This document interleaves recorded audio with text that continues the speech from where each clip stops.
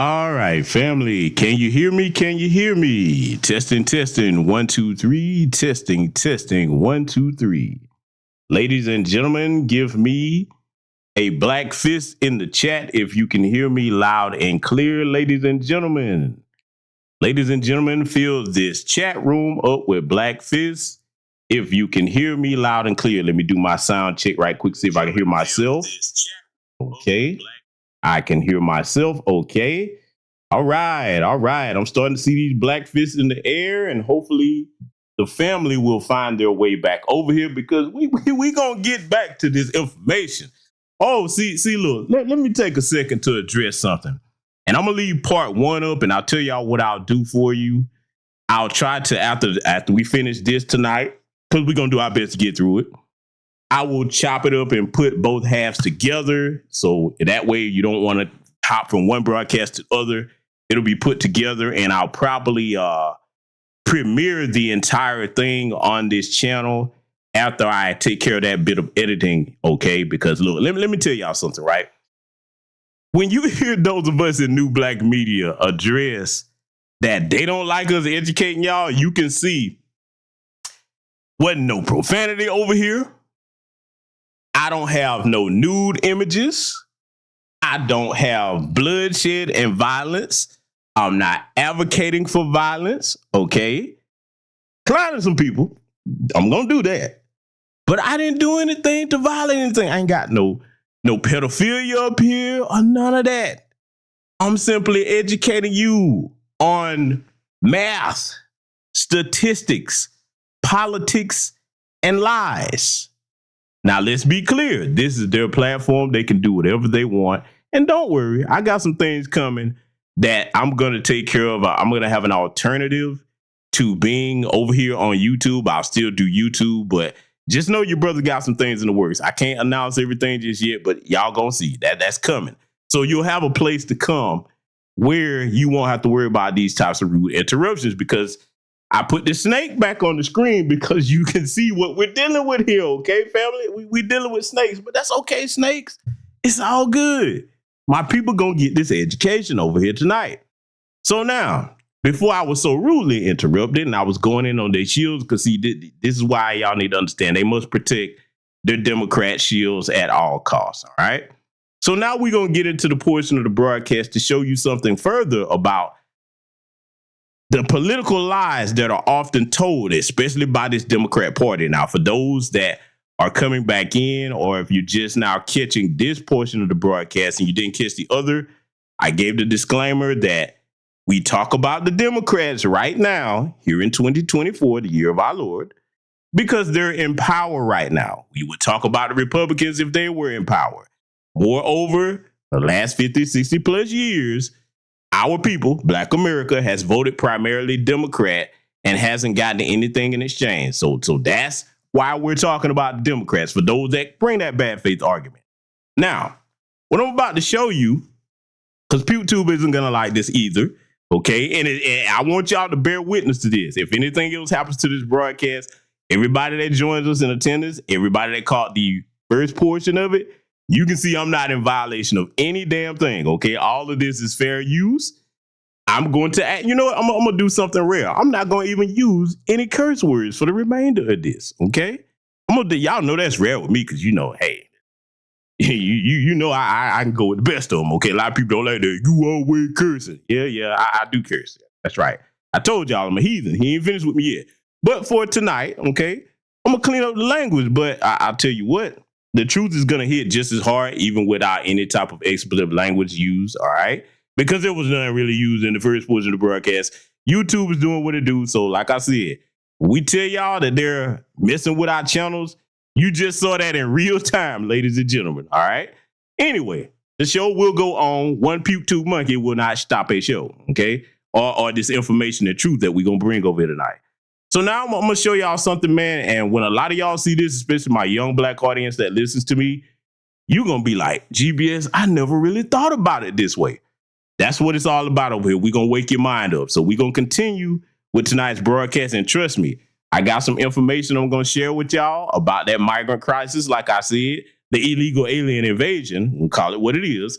that's going to really make your head spin, okay? As if what you know already isn't making your head spin, what I have to show you is going to put things in complete context as far as what you decide to do with your vote in this upcoming political election. And you know, we always tell you your local politics are what matter the most. But as far as this national election, it's going to make candidate counts look awful good, okay, if there's no tangibles being offered.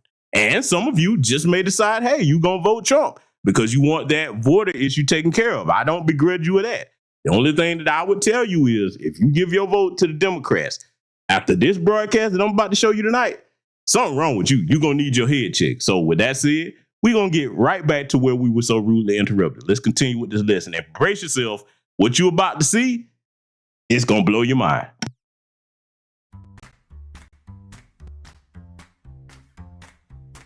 This is the most important election of our lifetime. The stakes are high. To be a part of the most important election of our lifetime. In the most important election of a lifetime where everything that you care about is on the line. This is the single most important election any of you in this room will ever have voted on. And that's why this election could not be more important. This election is the most important election of our lifetime. It's not an exaggeration to suggest that this is the most important election anyone in this room will ever participated in. I can't think of a time in my lifetime when this country has faced a more important election. Now, I know politicians always come out and say this is the most important election. Well, this time we're telling you the truth. This is the most important election in our lifetimes. When we vote in this election, we'll be deciding what kind of country we want to live in. I really believe it's the most important election of our lifetimes because we've never had a clearer choice. There are only now 7 days left in the most important election of our lifetimes. Voice is important, it matters, and this is one of the most important elections of our lifetime. Hyperbole. This election is bigger than politics. This is the most important election you have ever voted in, no matter how old or young you are. The real reason I came down to Miami, because this Tuesday might be the most important election of our lifetime. Politicians will always say that, but this time it's actually true. This is a national emergency of our moral values. That's why this is the most important election of our lifetime. This is a moral reckoning as much as anything. This is clearly the most important election in the modern history of this country. And Joe Biden, you have a human being who is empathetic. 3 days until the most important election of our lifetimes. And that includes mine, which was pretty important. This Tuesday, everything is on the line. I believe this is the most important, and this is not rhetoric, I truly believe this is the most important election in our lifetime. It's the most important election in our lifetime, not because I'm running. This is the most important election of our lifetime. I can't do the insurance reform stuff. We took a long time to do our bill. I can't dictate this stuff. But I can't do that by myself. We don't have the assurances. One of the lessons I've learned in my first 4 years is that you can't change Washington from the inside. I'm not a fraud. I'm not a criminal who defrauded. All right. So now you heard the Democrats, all of them lined up. You saw the different years that they repeat that over and over and over and over again. Now, I played that for a reason because, hey, they're not kidding. This is the most important election of our lifetime. Now that you've seen that, family, and it's been compiled in a comical way, but I'm showing you how that deception has been used upon Black America time and time again. I want to give you a slight homework assignment for after this broadcast is over, and be watching for this coming this year. Watch for that particular line. This is the most important election. They're coming with the fear mongering and everything. Oh, they are coming. They are coming because, see, what you just witnessed is pathological lying on steroids. You understand? Pathological lying on steroids, particularly aimed at our community to take advantage of us to get us to cast our votes for nothing. I've always told you, if you won't work for free, you should not vote for free as well. So now we're going to delve deeper into the pathological liar mindset. What I'm about to show you next is going to thread the needle to, and I'm showing you this in their community for a reason, so that you understand that when they come dealing with you, they're on a whole nother level than the average black person is prepared for as far as the deception and fraud, even with the history we've experienced with them in this country, okay? So now we're going to take this back and look at several different cases here of the lies. And like I said, I'm going to bring this forward in the present day. I'm prepping this like this for a reason. And in advance, expect them to start messing with this too. Because again, if I was up here cooning and buffooning, okay, if I was the, guys, I got a joke for you guys. Gonna come and entertain you this week. I've got celebrity gossip. What's up, everybody? Did you hear what Beyonce did? Oh, did you know that Cardi B and Offset were cheating? If I was that guy, if I was coming up here doing that, I would have a crystal clear stream. Oh man, they would give me 180,000 subscribers a week. Oh boy, they would keep coming. It would be rolling and rolling. But see, I don't play them games over here because let me address that before we get back into it. Yeah, I got to throw some humor in here because I'm laughing at them. They're not gonna stop me from getting this information to y'all one way or another. Let me tell you why I don't want that goofy crowd that I was just picking on. That's the lowbrow goofball crowd that when the SHIT hits the fan, okay, I'm spelling out, didn't say it. When it hits the fan, they're gonna be unprepared. They're the cannon fodder, okay? The dummies, the crash test dummies that go first. I don't want crash test dummies over here. So that's why I never do that kind of content.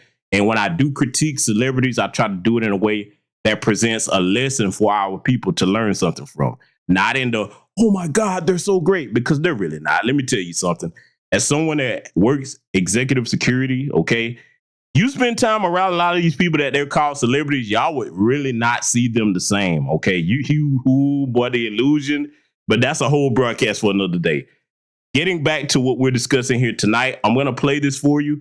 I want you to take notes of some of these are well-known cases of outright pathological lying in their community regarding the political process and some of their revered political icons. Because see, in the dominant society, the way that you become revered is to refine your ability to deceive people, okay? So with that said, I'm going to play this and I want y'all to study.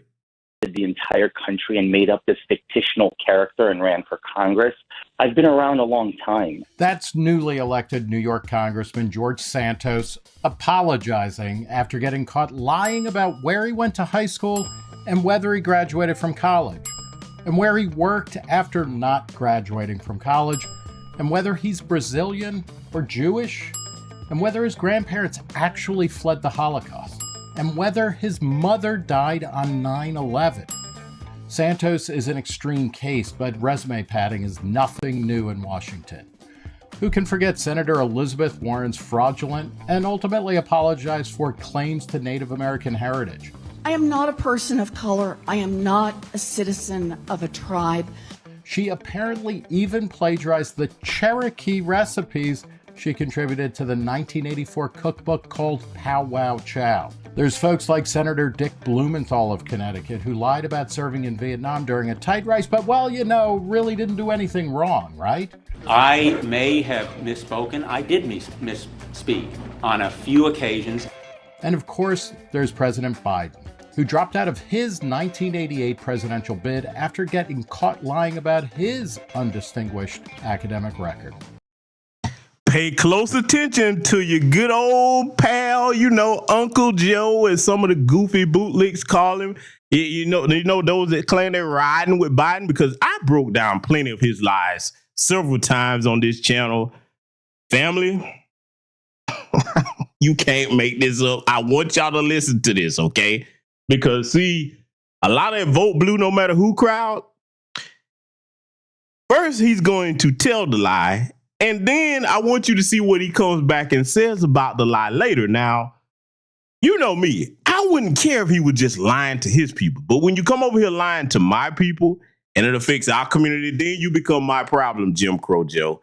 So right now, before I show you this, I'm going to ask a question, family. Do you think someone that's a proven liar deserves to get anything from you? Votes, money, respect, you name it. Do you think that a proven liar, not only are they lying, but the lies that they tell are a detriment to you, your household, your community, and your family? I just want to put that question on your mind here now. So for those that think that, well, it's not a big deal. Yeah, okay. We'll see here. let this play. Graduated with 3 degrees from undergraduate school and 165 credits, only needed 123 credits. Biden now concedes he did not graduate in the top half of his law school class, that he does not have 3 degrees from college, and that he was not named outstanding political science student. Incredibly, he even plagiarized the life story of a British politician whose families were coal miners. Hell, I might be president now if it weren't for the fact I said I had an uncle who was a coal miner. It turned out I didn't have anybody in the coal mines, you know what I mean? Really? I tried that crap, you know. When politicians... Did you hear that? Whoa, hold on. Nah, we got to run that back.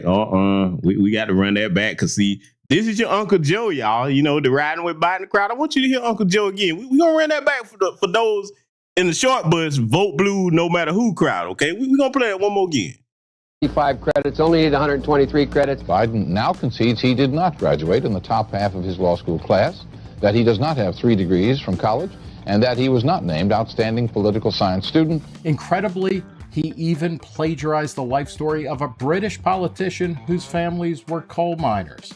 Hell, I might be president now if it weren't for the fact I said I had an uncle who was a coal miner. It turned out I didn't have anybody in the coal mines, you know what I mean? Really? I tried that crap, you know. When politicians invent accomplishments and lie about their past, it reflects poorly on their character and it shows a willingness to cheat in the pursuit of power.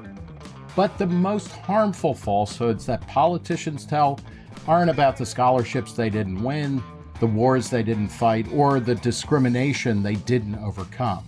They're about the laws they pass.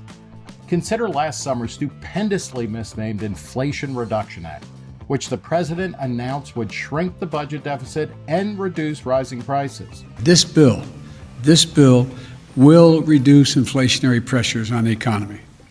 This bill will, in fact, reduce inflationary pressure on the economy. Even outlets sympathetic to Biden weren't buying that. What the bill actually does is create a vast number of tax breaks and incentives aimed at greening the economy. It raises taxes enough to reduce the deficit by around $300 billion, which is just 2% of planned borrowing over the next 10 years.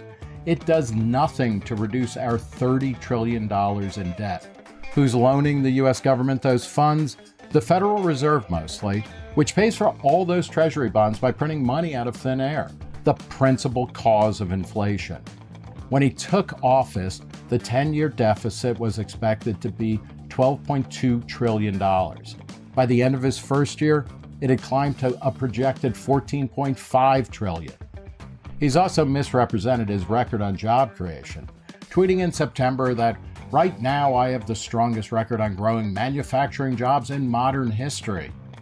As the Washington Post's Glenn Kessler pointed out, Richard Nixon beats Biden handily on that count, with 1.3 million new manufacturing jobs back in the early 70s when the country was a lot smaller, to Biden's 630,000. Biden also promised that he would end his predecessor's use of Title 42 rules to keep migrants from Latin America from entering the country while seeking asylum here. His flip-flop on that has alienated even his most ardent supporters. Of course, Joe Biden hardly invented political lying, especially among presidents. Indeed, his predecessors in the Oval Office lied about everything everywhere all at once, healthcare policy, pretext for war, and sex. I did not have sexual relations with that woman, Miss Lewinsky. From newly minted congressmen like George Santos to the president, we've come to expect and maybe even accept that our politicians are going to lie about their resumes and their personal lives. That is totally unacceptable. But it's the lies about their policies that we really end up paying for, and that we really can't afford.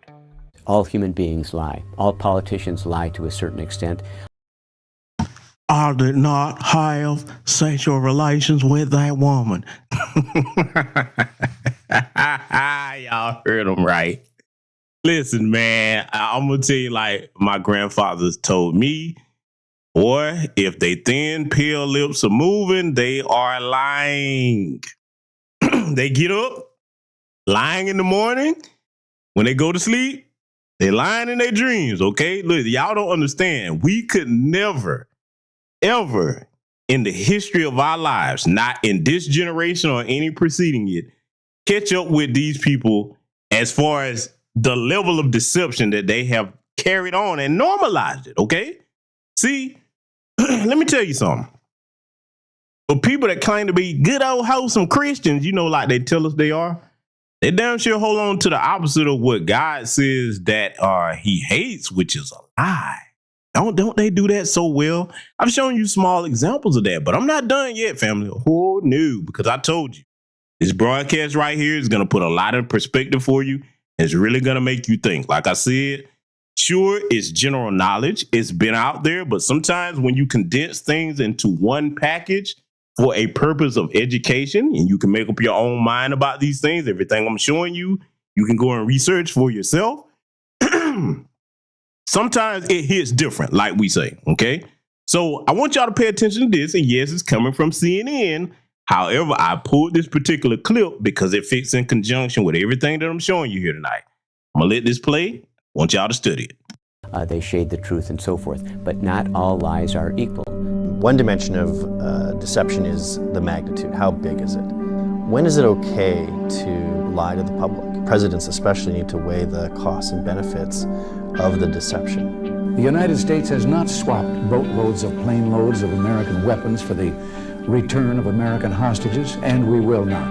In looking at presidential candidates and trying to judge them, it's important to look at U.S. history and how other presidents have behaved, and you can make judgments about whether other presidents made serious mistakes. I did not have sexual relations with that woman, Miss Lewinsky. Secret reconnaissance of Russia by high-flying American U-2 jets ended when one was downed deep in Soviet territory. But nevertheless, there's a difference between minor lies, shading the truth, or misleading the country in something important about public policy. We found the weapons of mass destruction. We found biological laboratories. Well, I think when you compare Donald Trump, I got to pause it on that one, little buffoonish Bush right there. We found the weapons of mass destruction. We found biological laboratories. Now, for my fellow combat veterans, do you remember them disclosing the actual location of the, weapons of mass destruction and biological weapons that they claimed Saddam Hussein had just ready to go? Trained on America, could reach us in zippity split lick time seconds. Okay, I don't tend to remember them disclosing that. In fact, what I remember is them coming out saying that they outright lied about it. Now, for those that are veterans, you take that very personal because let's be clear. Everybody understands what you're signing up for when you join any branch of the armed services, but it's just certain lies that hit different when you know people that have died over these lies, okay? I'm trying to contain myself talking about some of that because that's very personal for me, okay? But that lie in particular, I'm harping down and drilling down on it because what I want y'all to understand with this current climate that we're in, those of you that are determined to vote blue no matter who, this little goofy warmonger in office, if they enact the draft, that's your sons and daughters that they're going to send over in harm's way over these lies. I've told you that the current state of the American government is the equivalent of a big nursing home. Okay, show me the difference. Show me how I'm wrong about that. It's a big nursing home for the most corrupt people in both parties that will send your sons and daughters to die over lies and ego trip, okay? The only conflicts we should be concerned in is if people are invading this country. Like what we got going on right now. Thank you, Jim Crow Joe Biden. That's what we should be concerned about, okay? not going overseas, meddling in other people's affairs, trying to destabilize their countries. Okay, that's the average American citizen. I'm talking to you, white America. If you had any sense, you would be vehemently opposed to everything that's going on, no matter which political party is in office, when it comes to some of these lies we're going to review here tonight. Okay, so I just wanted to get that off my chest. We're going to get back into this, though, because we're not done examining their lies yet. Okay, a lot of you that are my age and older, you're going to remember some of these lies. We showed you the Gipper, so-called Ronald Reagan, earlier in the broadcast. Okay, we remember his famous lies, but we're not done yet. We're going to get back to covering some of these lies. And like I said, I'm going to show you exactly why the Boule Bird Martin crowd, okay, and why some of these women like the Tiffany Crosses that just coming out telling particularly black men, well, you just don't understand the political process. No, Helfer, you don't understand. You don't understand any of what I just showed in the first half of this broadcast, and you're not going to really understand the rest of what I got to show you. But you know who will understand? Those of you ladies and gentlemen gathered over here live tonight, and those of you that catch both halves of this on the playback. And yes, I'll repeat it again.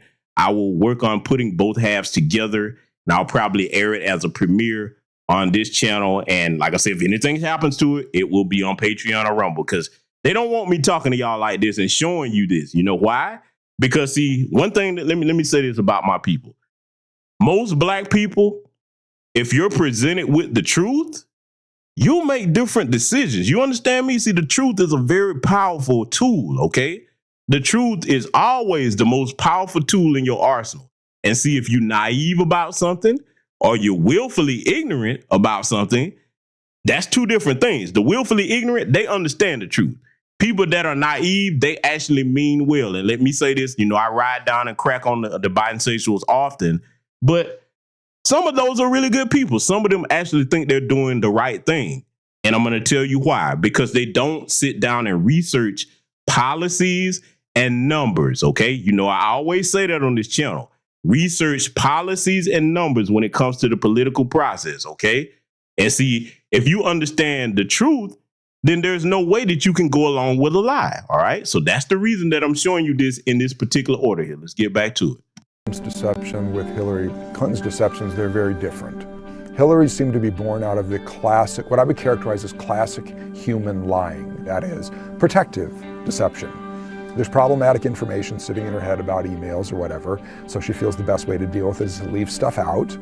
Classic, you know, just holding back. And then when pressed, kind of says some false things and kind of is ambiguous and stuff. I have provided the department with all of the work-related emails that I had, and that's really what is at the core of any kind of effort to make sure that material is collected. It's all the classic things that you and I and other people do in terms of why we deceive. Clinton realizes that there's a reality, and she tries to deny it sometimes. But when pressed, she finally admits, I did it, I made a mistake. Whereas Donald Trump might not feel that he has to be careful about what he's saying. Russia, if you're listening, I hope you're able to find the 30,000 emails that are missing.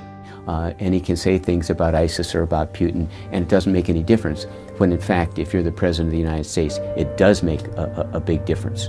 You can pretend things all you want, but reality has a way to catch up. And the truth has a way to make itself known. Gravity works whether you believe in it or not. The framers of the U.S. Constitution felt that the Constitution structure itself, separation of powers, would save us from a lot of problems. But these parchment barriers cannot guarantee anything. You still have to have good citizens who will elect virtuous politicians to lead the country. And virtuous does not mean perfect. Ask not what your country can do for you. Ask what you can do for your country.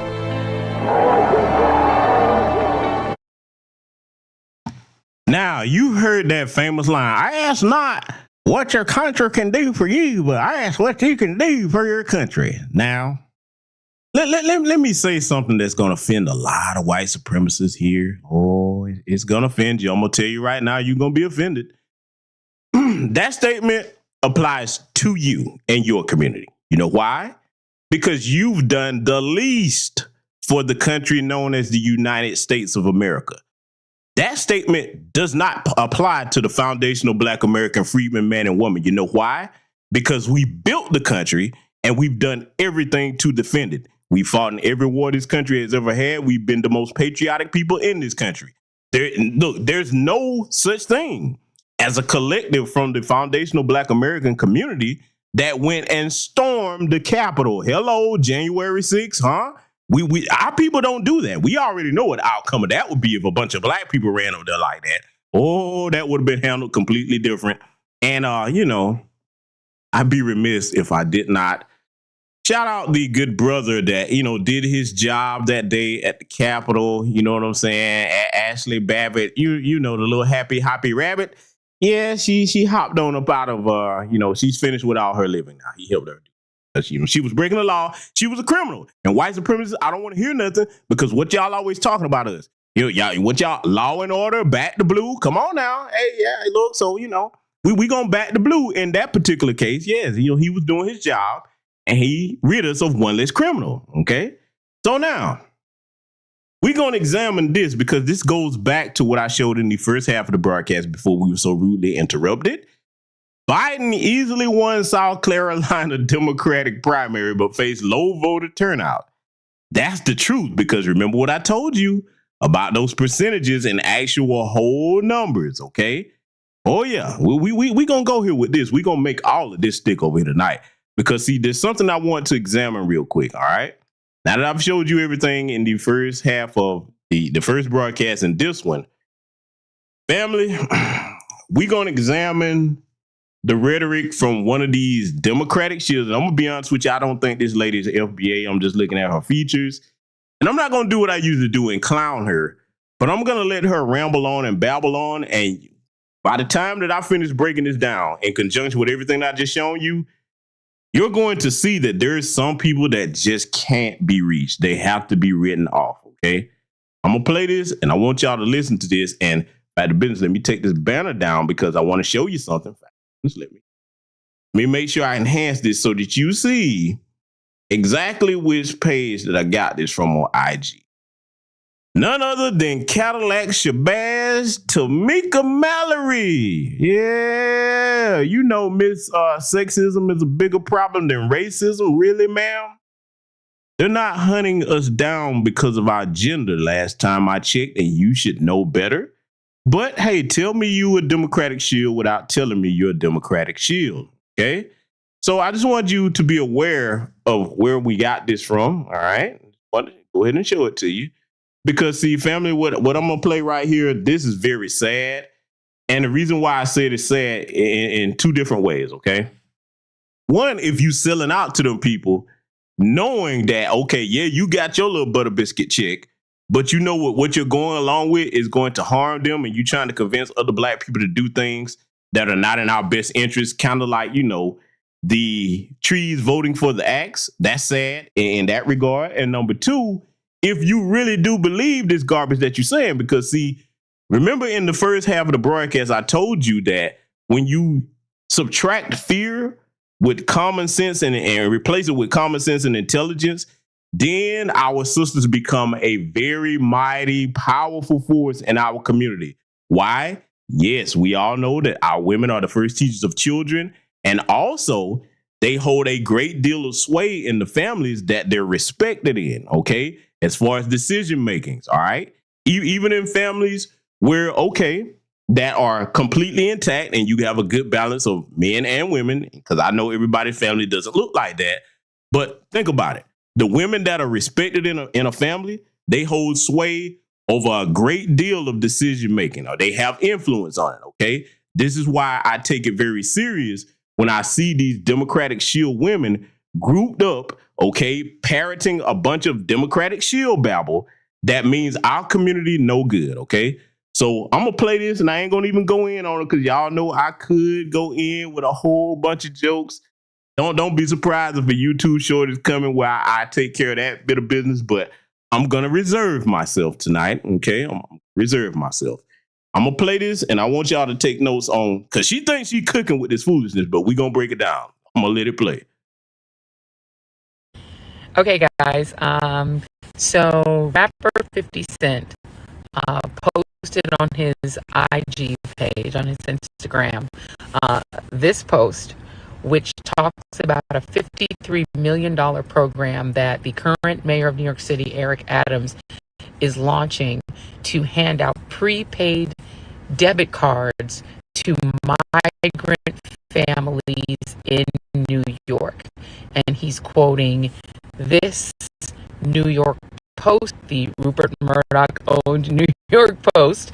Have to always throw that in, same people on Fox News, quoting this article about that program.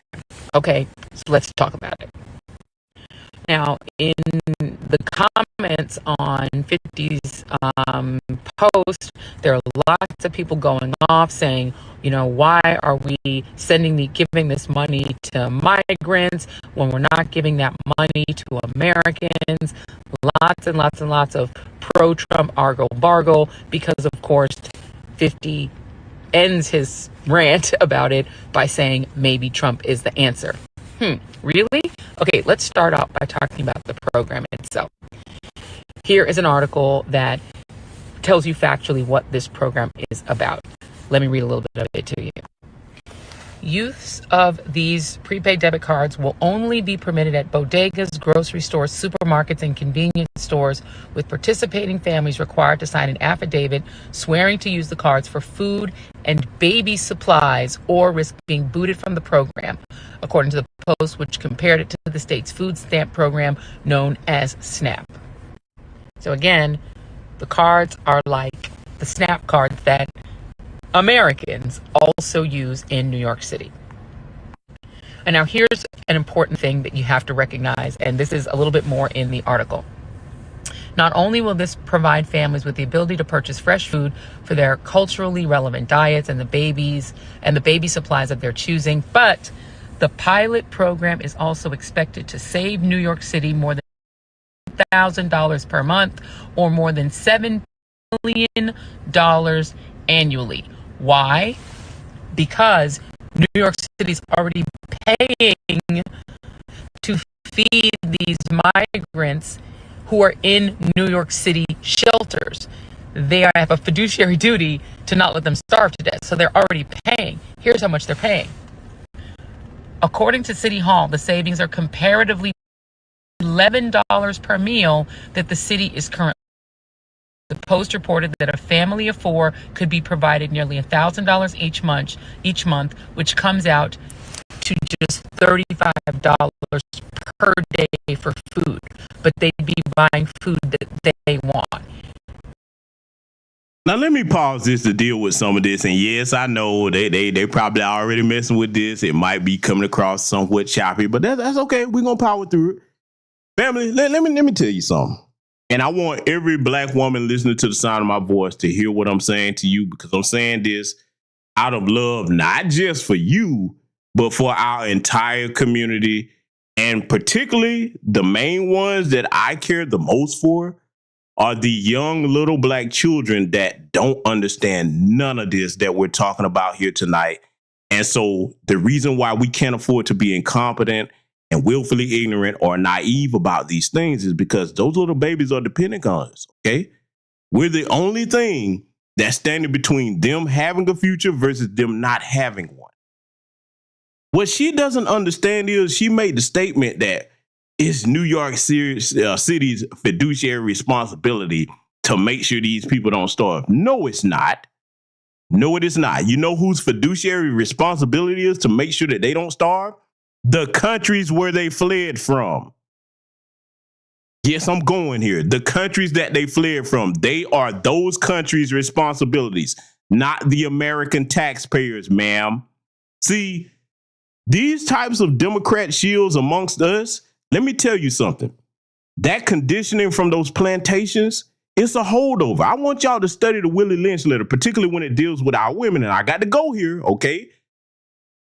You read that Willie Lynch letter and you see how they detail how if you make the black woman afraid, that they will easily go along with whatever you ask and instruct their children to go along with whatever you ask, okay? This is not a laughing matter. This is not something that's benign, okay? When any person in our community does it, But we focusing on these Democrat shield women. Why? Because they use them in larger numbers, because they know that even if they go and get a bunch of Democrat shield brothers, here's the difference. Here's the difference. Because a lot of women are like, well, why are you saying this about the women and you're not talking about the Democrat shield men? Oh, both of them are bad.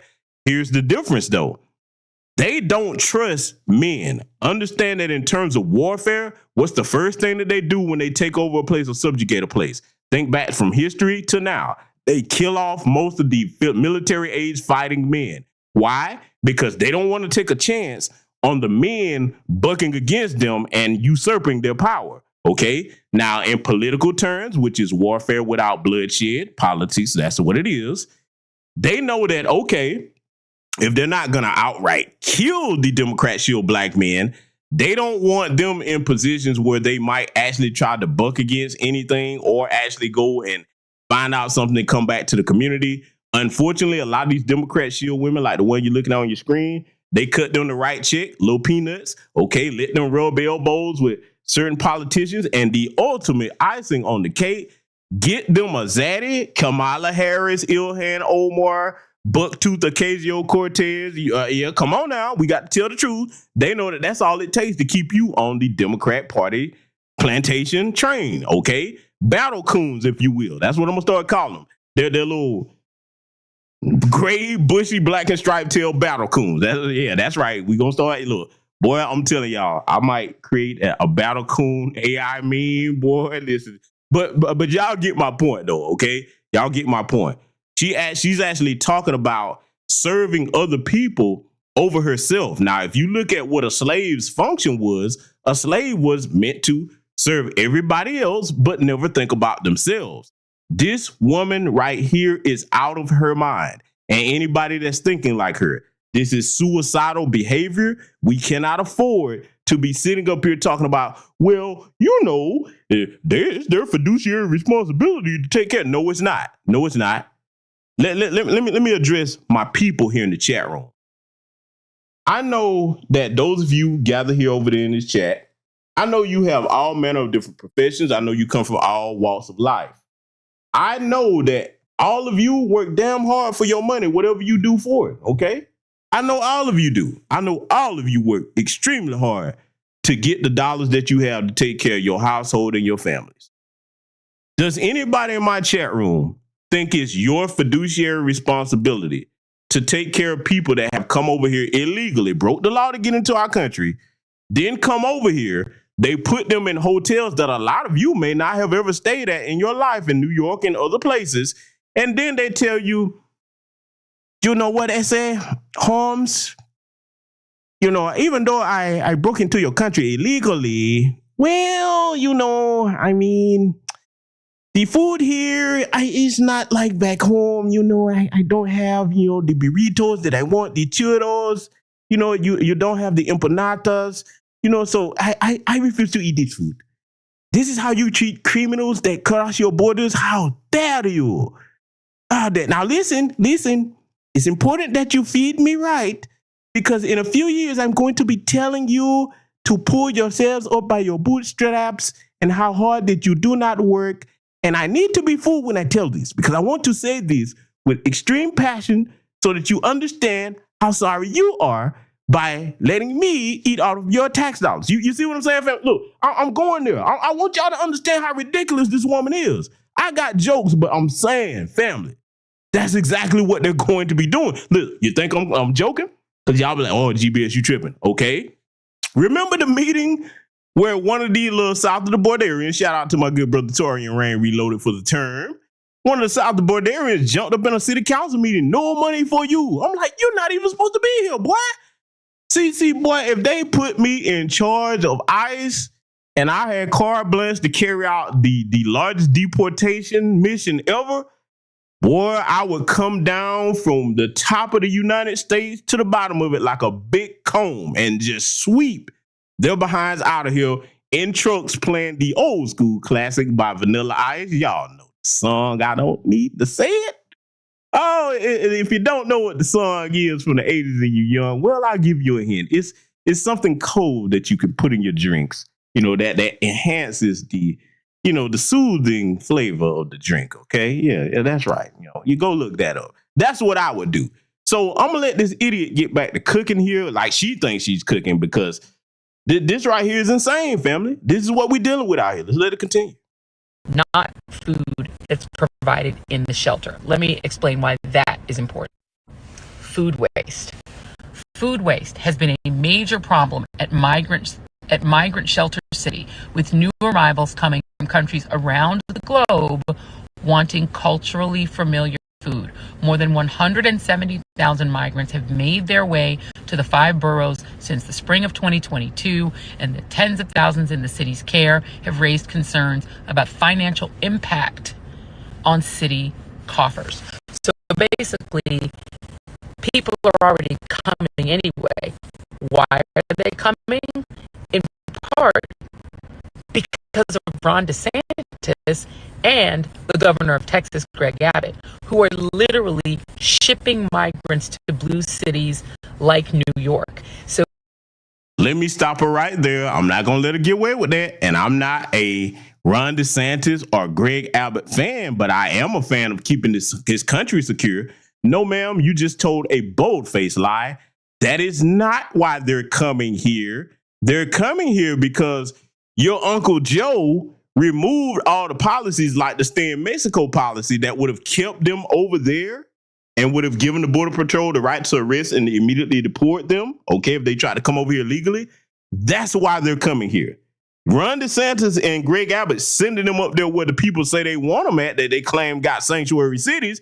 They didn't start this problem. And I can't stand Ron DeSantis. I have no love for him. And I'm not a Greg Abbott fan, but listen, man, we got to put the blame where it belongs. You see, I'm going to break it down to you like this. If you got a leaky sink, you don't say, okay, I'm going to fix this doggone pipe with all this running water everywhere, but I'm not going to turn the water off first. Let me just get my tools and start patching up with all this water flying everywhere. That's what this moron sounds like, family. That's what she sounds like. So no, I'm not going to let her get away with that lie. Let's let it continue. The reason that New York is now overrun with migrants from places like Venezuela is because they're being sent there by Ron DeSantis and Greg Abbott, red state Trumpy MAGA governors. Now, family, did you hear what she said? Red state Trumpy MAGA governors. Listen, I don't care who they are. If it's somebody that's saying, hey, we need to secure the borders of our nation because, a bunch of criminals are coming up here because they are committing crimes. I showed y'all on the previous broadcast how they were jumping up and beating on police officers. And by the way, I'm going to make it up again. Notice how none of the cops that they were jumping on feared for their lives and shot any of them 60 plus times. Wow, that was amazing, wasn't it?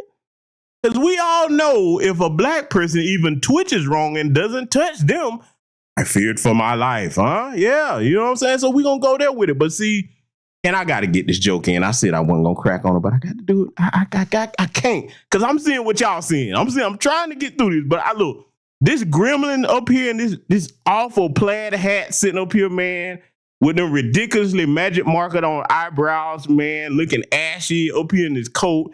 She is out of her mind. People like this will be the destruction of our community, talking about vote blue no matter who. And the stuff they're saying, it doesn't even make sense. Like I said, DeSantis and Abbott didn't start this fire. They didn't say, hey, guys, come on up here. No, that's Jim Crow Joe and his policies. So when you catch somebody in one lie, that disqualifies everything else they're saying, family. Those of us with common sense realize that. Okay, so she's not done yet because, like I said, she thinks she's cooking. She's telling, and see, notice this Tiffany Cross-esque demeanor. Yes, I said Tiffany Cross-esque because I'm gonna lay this at her doorstep. Black men need to just shut up and fall in line behind black women. She's speaking to 50 Cent as if he's too stupid to understand exactly what's going on because he quoted the New York Post. Woman, regardless of where he quoted it from, if he didn't quote anything, what can we look at across this nation and see with our own two eyes? See, this condescending goofball mentality that these Democrat mammies have, the sisters that are on code, y'all gonna have to go at their necks, man. because they playing with the food on your table. They're playing with your children's futures, okay? This is why y'all gonna have to lock down on them. We got the men, okay? We gonna handle that. But see, these heifers like this, they are subserviently suicidal, okay? Voting for the Democrats at this point is suicidal for people in Black America. Let's let it continue. The program is going to be administered by an organization called MoCaFi. Who is MoCaFi?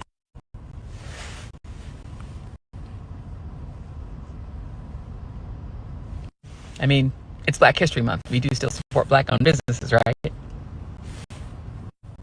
little bit more about MoCaFi. MoCaFi is the Mobile Capital Finance Company. It's a Black-owned digital banking platform that targets more than 50 million unbanked and underbanked people in the U.S. Today, they have enrolled more than 25,000 users, raised more than 60 million in seed rounds, collaborated with Fortune 100 companies, and established a U.S. cities. So they open accounts for people who are underbanked, and that is overrepresented by Black folks. So to summarize, yes, New York City is going to spend $53 million, which is a fraction of New York City's budget, in order to make sure that the people they're already paying to house and feed in New York City shelters are able to pick their own food and buy it, rather than waste the food that they're mass serving in these shelters that's being thrown in the trash. Now, see, family, this type of stupidity is infuriating. Yes, I'm going to call it what it is. This is stupidity. This type of stupidity is infuriating to me and those of us with common sense, because, woman, it doesn't matter who's going to pay for it. They're not supposed to be here. They broke the law to come here, and whether they're eating off the taxpayers' dime, and let's be clear, this firm that she's talking about that's giving them, because this is what she's talking about, is that $53 million, they're going to give them prepaid credit cards. She's basically trying to say, well, y'all are upset for nothing because it's not going to be the taxpayers paying for it. It's going to be this guy, his firm. Now, let me ask you a common sense question. We're going to do some basic math, okay?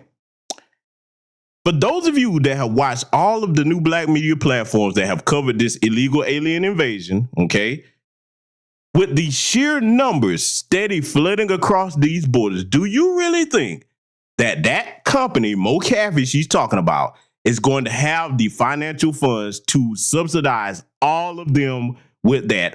Or the more likely scenario would be that it's going to continue coming out of our taxpayer dollars. I just want you to sit with that quick, intelligent math for a minute.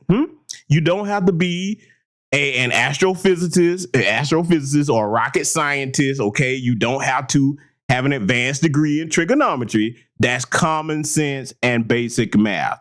There's no way that one company is going to be able to subsidize all of those people. Because, see, here's the thing that the moron isn't saying. Even if the city of New York is paying him $53 million, that's still coming from our taxpayer dollars. So no, Goofy, you goofy gremlin in your plaid hat with your little ashy looking self, that is not some smart thing, or that's not some relief for us. I don't care who's paying for it. They need to go back across that border where they belong and be permanently kept out. That's I don't care who. See, you can tell, and I got to go here with it. You can tell with most of these Democratic shield mammies that either they don't have men that are worth a doggone in their lives, or the men that they do have in their lives, they're spineless, weak-minded simps that are not capable of leadership, because there's no man in his right frame of mind that's going to sit there and say, yeah, everything you said, that's a good idea, baby. Let them all come over here. They just don't understand that, MoCaFi's paying for it, even though that MoCaFi is being paid by the taxpayers. Where do you think the $53 million is coming from, Goofy? Oh, my God, these people. Family, I'm going to let her continue because we got some more to get through here tonight. Let's let it continue. Going to partner with a Black-owned business and allow people to buy food at local bodegas, which is going to get those bodegas paid cash money. So they're saving money, They're doing what they already are doing anyway, spending less money on food, getting bodegas paid, and partnering with a black-owned business. This is why you gotta Google and do your little research before you believe, what anybody is saying. And so, I don't fault 50 at all for posting, about issues that are important to our community. I actually welcome people with huge platforms, black folk. We want everyone in the dialogue, but this is the reason that it's important to just get more information and have more information. If particularly you have a huge platform, we would really hope that people just have a little bit more before they post. But look, 50, stay in the dialogue, be in the dialogue. Happy to be in the dialogue with you. Please post the comments and let me know what you think about this program, which, by the way, is not a program that excludes our folks, because New Yorkers, U.S. citizens, already have access to SNAP. This is just extending that to people who wouldn't have access to SNAP because they're not U.S. citizens, but they're already getting food and shelter from New York City because they have to, right? You can't have these migrants in city-owned shelters and not feed them. They're just now going to pay less and get a black-owned business paid. So that's the information. I hope that helps everybody. I hope that helps you, 50. Y'all stay in the dialogue and be blessed. Oh my God. Did you hear that goofy idiot laugh? Pity. Y'all stay in the dialogue and be blessed. Let me tell you something. I want y'all to be able to spot a paid Democrat shield, because, see, the stuff that she's saying makes no logical sense whatsoever. First of all, like I said, they don't belong over here, okay? It's still coming from our taxpayer dollars. And the last lie that she told, see, this is just extending the SNAP Pro. Those are not SNAP cards. Those are prepaid credit cards. Credit cards, not SNAP cards. You see that? See, listen. One of the things I was trained to do from the time I was a young child was to be a very observant and careful listener. Okay, that served me well my entire life. And what I try to do with my platform over here is educate my people so that when you hear silliness like that, that you immediately say, okay, red flag on the play. I'm not trying to hear none of this goofiness. Get your ridiculous behind out of my face with that Democrat shield babble, okay? Because people like that, let me tell you something, family. If you think that she's harmless, those will be the people that they'll pick to speak for us on a reparations commission. You understand what I'm telling you? Y'all better pay attention to these Democrat shields like that and let them know. And see, I'm proud of the black grassroots across the nation because, listen, y'all showing up and y'all showing out. I mean, all across the nation, y'all are taking the responsibility upon yourselves to say, listen, wherever we find out about these meetings, we can show it. We're going to make sure that these Democrat shields like the one I just showed you are not the representatives for our people. They're not going to be the loudest voices in the room. But we're not done yet because, see, I have to further drill this down about this fear-mongering tactic that the Democrats want to use, okay? So I'm going to show you something else. We're going to show you something else. We ain't done yet. Oh, no, we are not done. I'm showing you this post because I found this on Instagram, and shout out to my sister, Nicey Girl, because she brought this to my attention. Okay. This sister right here, Dara Tucker B. All right. Now I'm going to read her disclaimer here because I want to be fair before I play you what she was saying, but it's some problems with what she said, but I want to make sure I do this the right way and show you what she said before I play her words here. Now, Dara Tucker B says, as with any of my messaging, vote for who you want. So she's making that clear. I share these videos to speak to people who are in the place that I am, grappling with a lot while trying to make the best decisions that they can. This is simply food for thought. From my point of view, take from it what you will. Save the flamethrowing for your mama. And again, for the cornballs in the back, this is not sponsored. Okay. Some of y'all want to be right so bad, okay? As you see, she's got hashtag Maga movement, hashtag political strategy, hashtag decision 2024, okay? So I wanted to be fair and read her statement that was, posted up under what I'm about to play you here. But see, in conjunction with everything that I showed you in the first portions of both broadcasts here tonight. I'm going to play this in its entirety. I'm not going to interrupt. I'm going to let her speak. And then I want y'all to see if you tell me what the issue is with what this sister is saying right here. Let this play. Lent to the Democrats and don't push them to move closer to our point of view on certain things, we're just giving our power away. We're giving them power. So we have to withhold our votes and withhold our support so that they know that we have power. And I understand that rationale, I understand that logic, but what I would counter with is, have you studied the Maga movement? Have you all really studied Maga? Because I feel like so many of us have spent so much time just being absolutely repulsed by it, till we just sort of shut it out and we judge it. We judge them, but we don't study them. Have you studied them? And how they've moved, how they have consolidated power with all of these disparate factions. There are so many varying groups, and we just kind of look at them all as this big amorphous blob. We don't really think of them as factions, but they are. Because you have evangelicals, you have wealthy fat cats, you have people who are from rural parts of the country, and you have working class white folks. You do have a small percentage of black folks who are aspiring to achieve that American dream. You have immigrants who have this idealized version of the American dream that are in support of the Republican Party. And yeah, you have straight up racists, the John Birch Society folks. You got members of the KKK, you got the Proud Boys, you've got straight up neo-Nazis. There are a bunch of folks that have somehow managed to work together to Voltron themselves into this big consolidated blob that is able to achieve what they want. They have figured out that they are stronger combining forces under this MAGA umbrella than they would be attempting to fight against this behemoth Republican Party.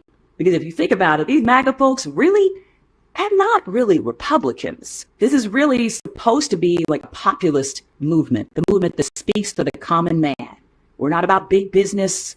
We're not about big politics. We're not about advancing agendas of corporations. We're all about the people. But it's really an ideological movement, ultimately. It's about going back to a particular way of life that they feel existed before all of the other folks started coming in and taking over. I think that's probably a common thread between a lot of those groups. Essentially, America was better before the civil rights movement. But these people ultimately realized that they were stronger together than they would be fighting each other. So then what do you see? You see people like Lindsey Graham, who were these never-Trumpers, who all of a sudden are on the Trump train. They're shaking the pom-poms, they're licking the boots, doing whatever they got to do just to be on the winning team. Because they know what it means to win. And everybody's going to get a piece of the pie. If they can get this pie, everybody's going to get their slice.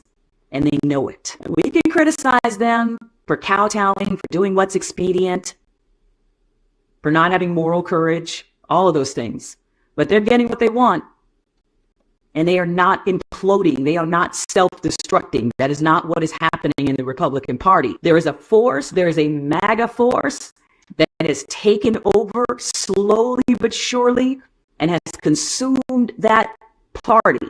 And they did it without protesting in the streets.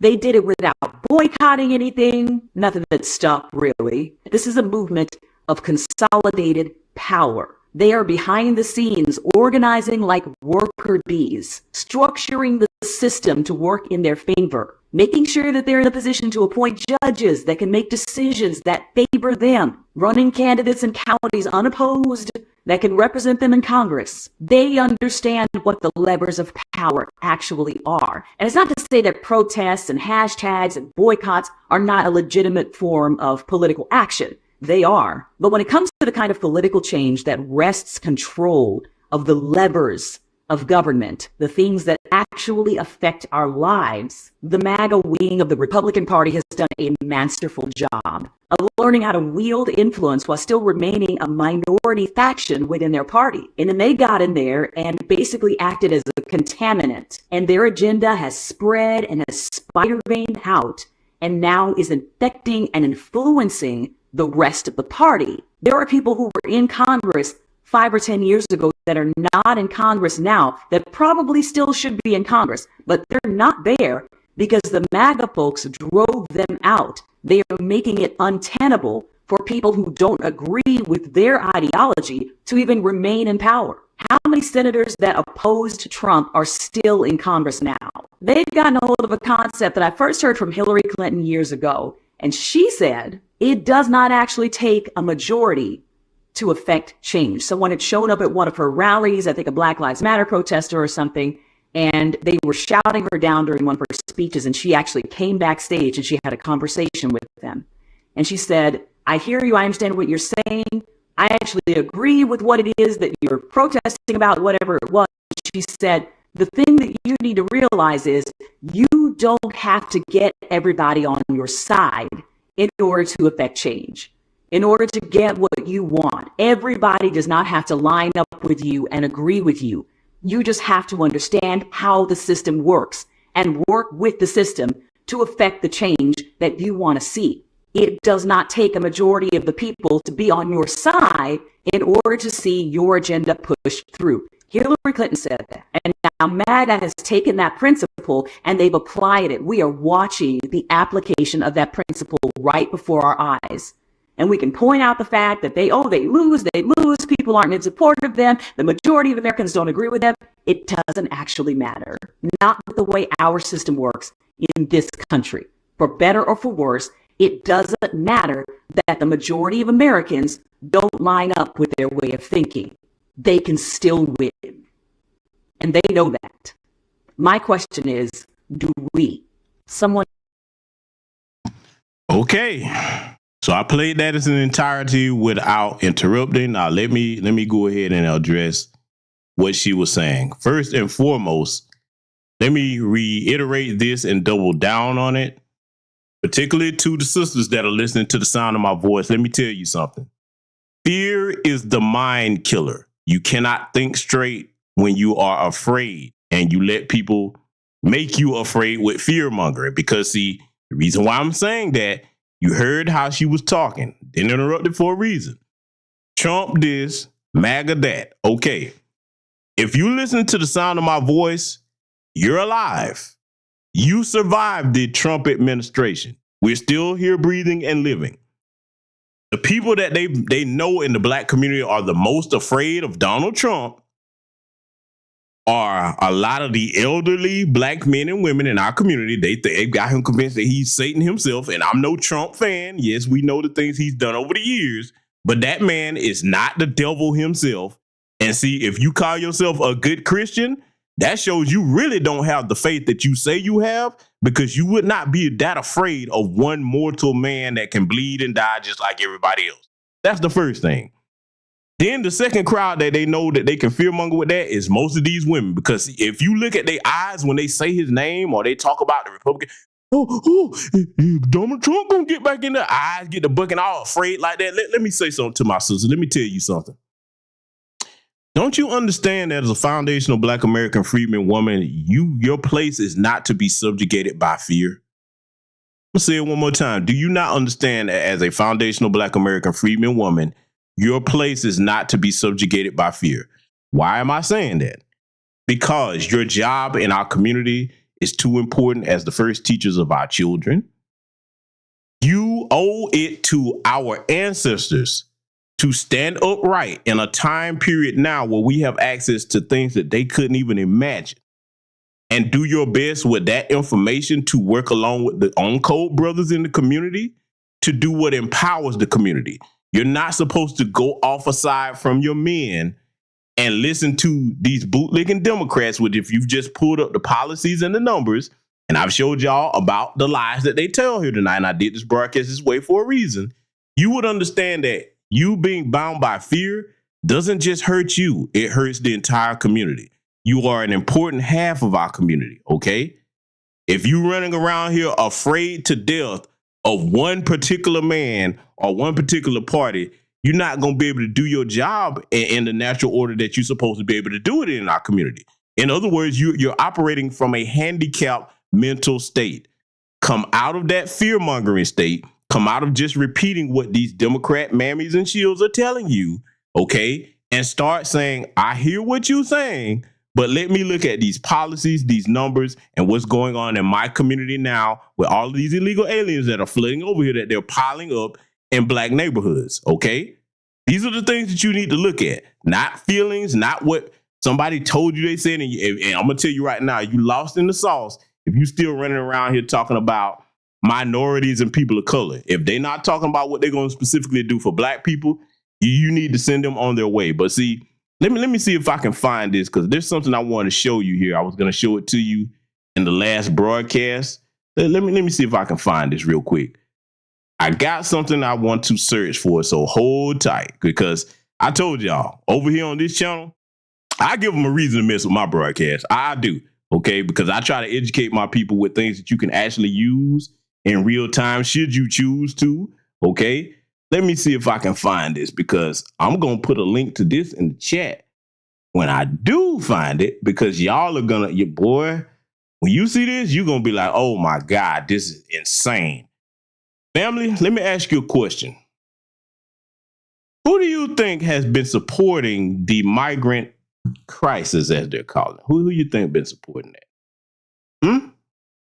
Got a question. Who you think been supporting that? In fact, let me bring this back up where you can see this, because you know when GBS shows you something, I don't just put it on the screen. Oh, I got a link for it. Let me know if everybody can see what's on the screen clearly. If not, I will enhance it further. Let me know. Because what I just put on that screen, this is the answer to the questions on what's going on with the migrant crisis, okay? I'm going to put this article in the chat so you can read it for yourself. That's right. The UN. Yes, the United Nations. See, the phrase follow the money, that's not just something cliche. Let me tell you something. I don't care what you're trying to find out in life. The first thing that you better start looking at, where's the money coming from and where's it going to? That will provide you a great deal, if not all of everything that you need to know about whatever problem you're trying to solve. You see it on your screen, straight from Reuters. UN Migration Agency seeks $7.9 billion for migrant support. I put that article in the chat. Fact of business, let me put it in there again. I want to make sure everybody gets it. Okay? Make sure everybody gets this, because this is very important. And wherever you are in this country, you have a right to understand what's going on. That's one of our jobs over here in New Black Media, is to make sure you get information that most people would not ordinarily give you. Okay? Got to make sure that my people are well informed. Let me ask you a question. The United Nations is supposed to be a peacekeeping organization. And if you believe that, boy, I got two bridges to say y'all know where they're located at. But they're supposed to be a peacekeeping organization. Now, a part of peacekeeping is supposed to be making sure nations are stable, not destabilized. What do you think they have in it? What are they getting out of it in aiding in destabilizing this country by having all these illegal migrants coming up here? I want you to sit with that for a minute, because see, there's some place I could go with that, but I put the article in the chat. You read that for yourself. I'm not going to even give you my thoughts on it, because y'all going to be able to come to that conclusion on your own once you read that article, okay? Just know that that's who's bankrolling that. And see, out of that $7.9 billion, remember in the previous broadcast before it was interrupted, I told y'all to make it your business to look up what the base salary is for the Congress people in your state. Well, who you think getting kickbacks from some of that? See, now you see why I'm telling you to follow the money. It all makes sense when you go back to finding out where the money's coming from and where it's going to. Let's further thread the needle. We both know, all of us know, right, that these illegal aliens coming over here, they're not wealthy people coming over here. Who do you think is bankrolling those cartels? Here's your answer right here on this screen. And yet I just showed you these mammies that's sitting up here scared to death, talking about vote blue no matter who, and trying to go through all types of crazy leaps of logic to make this nonsense the Democrat Party got going on in this nation make sense. When actually, none of it makes sense. It's the most idiotic thing ever to let these people use you to sabotage and destroy not only our community, but this country. And see, let me tell you, mammies out there, something that you know, you probably angered at the sound of my voice right now. I really don't care about that, because this broadcast is not meant to reach you. I know you too far gone. It's to reach my people that have some common sense. At the end of the day, that little peanut check that you got, you better take a good look at what's going on with most of these Democratic politicians right now that call themselves hopping out there to do them folks' dirty work. In the words of our grandmaster teacher, yes, good brother, Professor Black Truth, I know you're humble, but I got to call you what you are. In the words of our good brother, Professor Black Truth, when white supremacists done with their tools, they always break them. They always break them. You're going to be the next tool to get broken, because when they're done with you, there's not going to be a comfy place next to Zaddy and Becky for you. That's not going to happen. It hadn't happened yet in history. Why you think that each one of y'all going to be the first one to get that coveted battle coon position right up on white mommy, white daddy's lap? It's just not going to happen, okay? So now that you have the answers to where the money is coming from regarding this, we're going to dive into something else here, because, see, it's going to make sense why I showed you the things that I showed you in this order. And this broadcast right here, I couldn't have stated it better, but I put it in here tonight because it's something else that I want y'all to consider very carefully, and it deals with exactly what you got on the screen here. Let's get into it. Well, tonight on the podcast, ladies and gentlemen, we're going to get into the South Carolina primary, because I saw a lot of chatter online from people, and I seen some people saying, oh man, look, black people, they just falling back in the same habits, going vote for Biden. Well, when you actually see how many votes Biden actually got in that primary, we're going to look into all of that.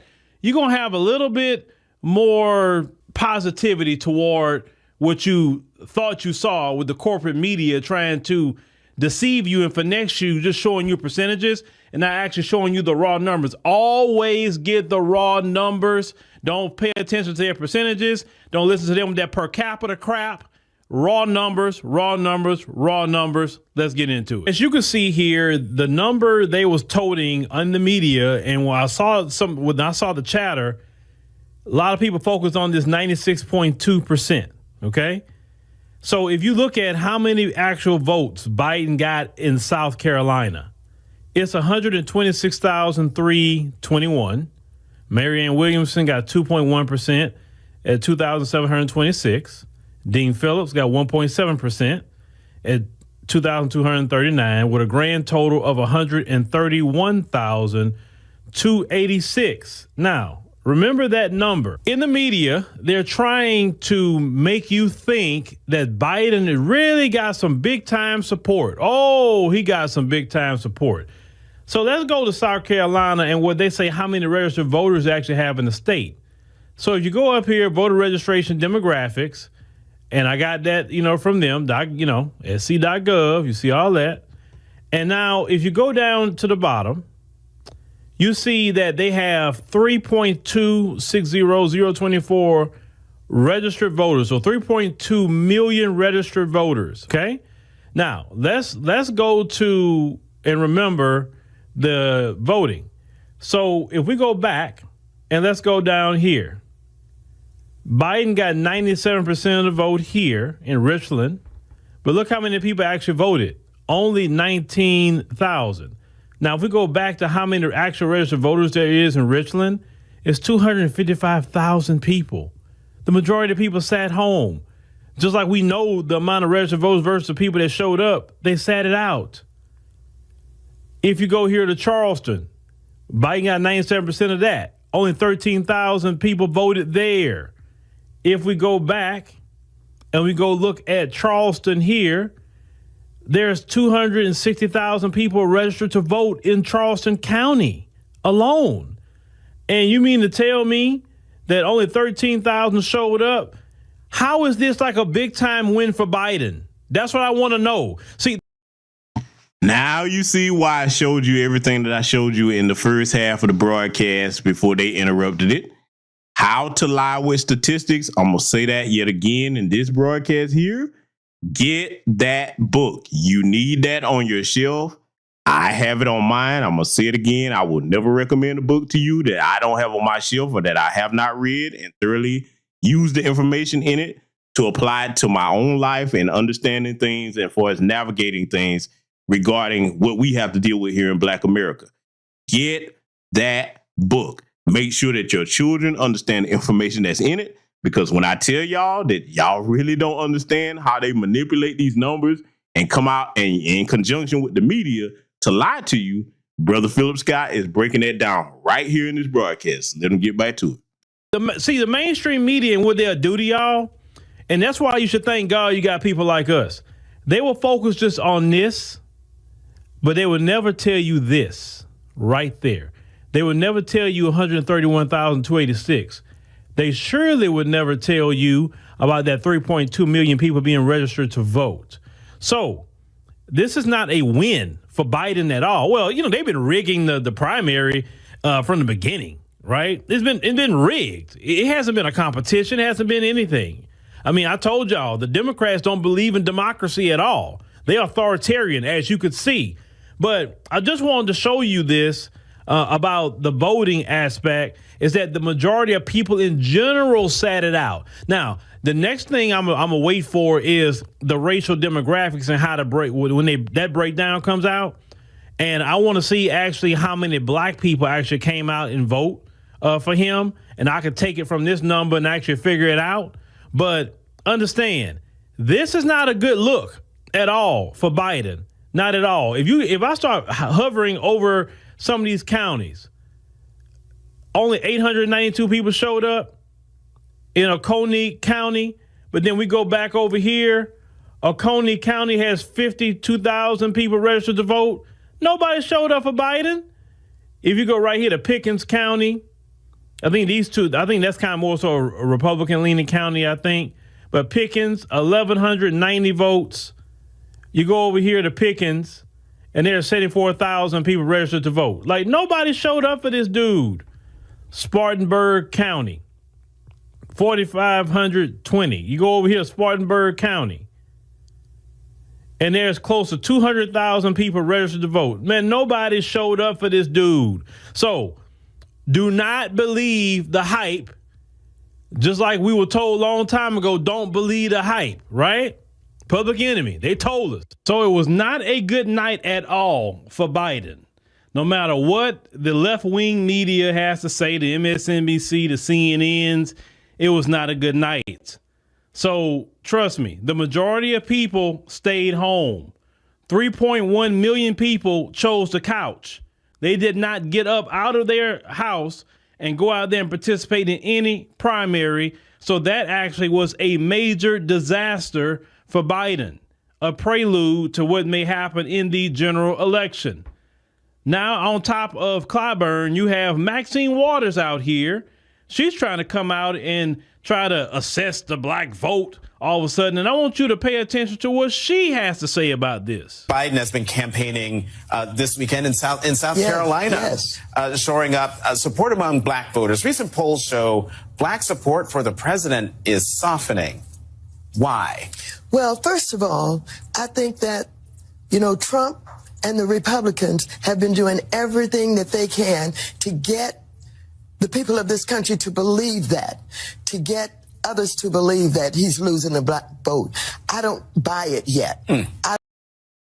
Remember what I told you about that fear mongering? Because, see, I get it. I know that many people listening to the sound of my voice, I know you hold Maxine Waters in a near and dear place in your hearts, but I'm going to tell you something that applies to Maxine Waters, and it should apply to everybody. Congressional Black Caucus, your local Black politicians. Let me tell you the type of time we're going to have to be on now, family, regarding the decisions that we have to make here in 2024 and going forward. Any of these politicians that's in office, here's what needs to be relayed to them. You are on a time limit to get something done for our community. Whatever that time limit is, that's for y'all to determine in the different regions of the country that's listening to this broadcast. But there needs to be a time limit, and that needs to be communicated by the community And what you tell them is at the end of this time limit, if we don't have these specific things done that we need for our particular area and community, you're going to be voted out. You're not going to be there anymore, and they're not going to replace you with somebody else that's going to be on the same type of time you on, because we'll choose the candidates from amongst us and make sure they replace you. Shout out to the good brother Greg Marcel Dixon, and please do support that brother's campaign efforts, okay? He needs all the support he can get with different things on his website. Y'all can see his website on my community tab. Good, solid brother, okay? I don't care if you agree with any and everything that he says.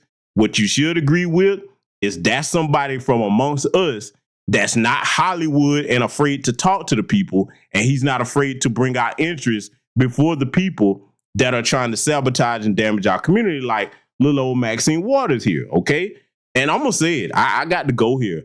Maxine, you and all the rest of your cronies that are your age, you need to be home with your grandkids. You've been in office all this time and you really hadn't got nothing done for our people. You're not really advocating for our people like that. You trying to include people of color and all this other stuff in here. It's a brand new day with that. We don't have time for your incompetence to be in the way, ma'am. It's time for you to move aside. You're going to have to let the younger generation take over, because sooner or later life is going to happen. I'm not wishing bad on anybody, but you're not going to be in there forever. You're not. Okay? The direction that this country needs to go in, and I'm saying this to you white people listening as well, because I know your nosy behinds are over here, okay? The direction this country needs to go in now, there needs to be a changing of the old guard. This whole, the government is going to be a glorified retirement home for these people. No, that's going to have to change in the future, because, see, you see the results we're getting. Look, let me go ahead and break it down to be clear why I said what I said earlier in the broadcast when I mentioned what I said about George Bush and the lie that he told with the so-called weapons of mass destruction, unless they're invisible, we hadn't seen them yet. Every old white politician, particularly the presidents, they have this fantasy of wanting to be like George Patton. They want to be a wartime president. They love that. Here's the problem.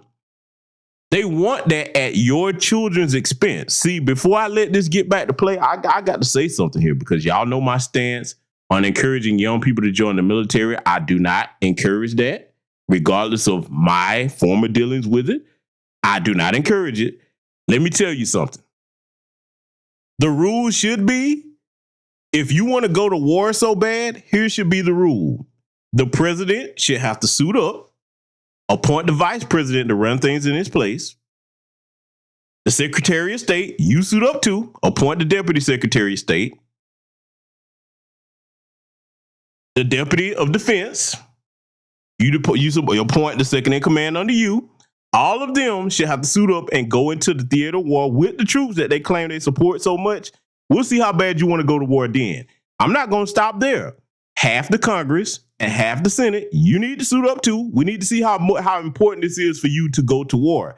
If that was the case, these old geriatric, no good, low down, dirty, warmongering so-and-sos, a lot of them were like, hey, wait a minute now. We can't go to war. We got to go over there. Yeah, because see, you're not doing the dying. You sitting in a comfy, cozy Oval Office, sitting there laughing about using younger people to get things accomplished on your behalf, even if it's outright lies. See, I would love it if most of this country, yes, white folks, I'm talking to you too, if y'all took that stance against these old geriatrics in this country, a lot of that warmongering would stop. We need to focus on defending this country from invasion. And that's the only time we need to be involved with something. If you coming over here to invade us, other than going over there and messing with other people, no, that needs to come to an abrupt halt, okay? So that's what my proposal is, as far as all these warmongers that want to send young men and women to die overseas. And, speaking of that, I was hesitant to say anything about this, but yes, I'm aware of the 3 soldiers that died, okay, overseas. I'm going to put something together about that. I got to take my time with that, because that affects me very deeply, but I'm going to have a broadcast coming on that, okay? So I'm going to get back to letting old Maxine Waters speak here, and I want y'all to pay close attention to what she's about to say, everything that I showed you earlier in the broadcast. So let it continue. don't know which polls are the ones that are leading this argument, but I think we have some work to do to make sure that blacks are being told that they're attempting to use us. They're attempting to divide us. They're attempting to use you to say that you're going to be responsible for helping to get Trump get elected. All right, let's deal with this. We're going to have to be very, very frontal with this in talking with other blacks. We're talking with black men that they're claiming, are not happy with Biden. What else can Biden do? Now, y'all, did y'all catch the last part of what she said? So they're already gearing up to blame black folk, particularly black men, for Trump winning. Listen, we were blamed last time. Like, we get blamed for every freaking thing. I mean, we kind of used to it already. But okay, we'll take that. We'll take that. If you lost and you blame us. Listen, they don't blame themselves. They don't blame the migrant crisis that was created by Biden, right? They won't blame that. They won't blame all this money going to Ukraine, all these wars that this man is trying to start in the Middle East. They won't blame that. They won't blame they didn't do nothing for black folk. They won't blame any of that. They just blame black folks, in particular black men, because black men are saying, nah, forget that dude. Like, man, I ain't trying to fool with him. They already got it geared up. That's why I told y'all, I don't care. I want to see the meltdowns. I want to see the cuss outs. I want to see it all. And I'm going to sit there with my popcorn. I order my popcorn from Chicago. I order my Nuts on Clark popcorn, the caramel one I like. From straight from Chicago, because that's the only popcorn I like ordering. I order it straight from Chicago. They ship it down here. I will order my Nuts on Clark popcorn, sit right here, and be enjoying the meltdowns and the cuss outs. I agree with that wholeheartedly, 100%, because I will be indulging in, having a conversation with Couch Chillington. Okay, 2024, yes, vote Couch Chillington 2024 if you're so inclined. For those of you that are determined to vote Trump, hey, I don't have a problem with that either, as long as you don't give your vote to these Democrats to continue harming our community with this nonsense that I've showed you that they got going on here. Okay, so I support our brother Phil on that 100%, and most of you do as well. Okay. The underlying thing here that we need to understand, family, is this. When it comes to this current Democratic Party, they've got a bullseye on the back of Black America, and people like Auntie Maxine, they've written you off. They don't care as long as they get theirs. You understand? If you think that I'm wrong about that and you just came into this broadcast, go back and listen to the first one that they interrupted and the earlier portion of this one after this is over. Let's let it continue. Already ready for it. But she asked another question. Well, what can Biden do? Okay, I'll say what Biden can do. The first thing Biden can do is the same thing he did for the Asian community. The exact same thing. Give black folks an anti-black hate crime bill that protects black Americans. That's what he can do. What else Biden can do? Reparations in the form of cash payments. That's what Biden can do. Also, Biden can the same thing, all the resources he given to the migrants, all this free food, they getting $1,000 cards, $9,000 rent that's getting paid for, furnishing a place to stay, job fairs specifically for black Americans, held in secret, right? All the things you're doing for these migrants, that's what Biden could do for black folk. All that money he been giving to Ukraine, he can be giving that same money to black Americans. He can do it. All that he been doing for everybody else, he can be doing that right there.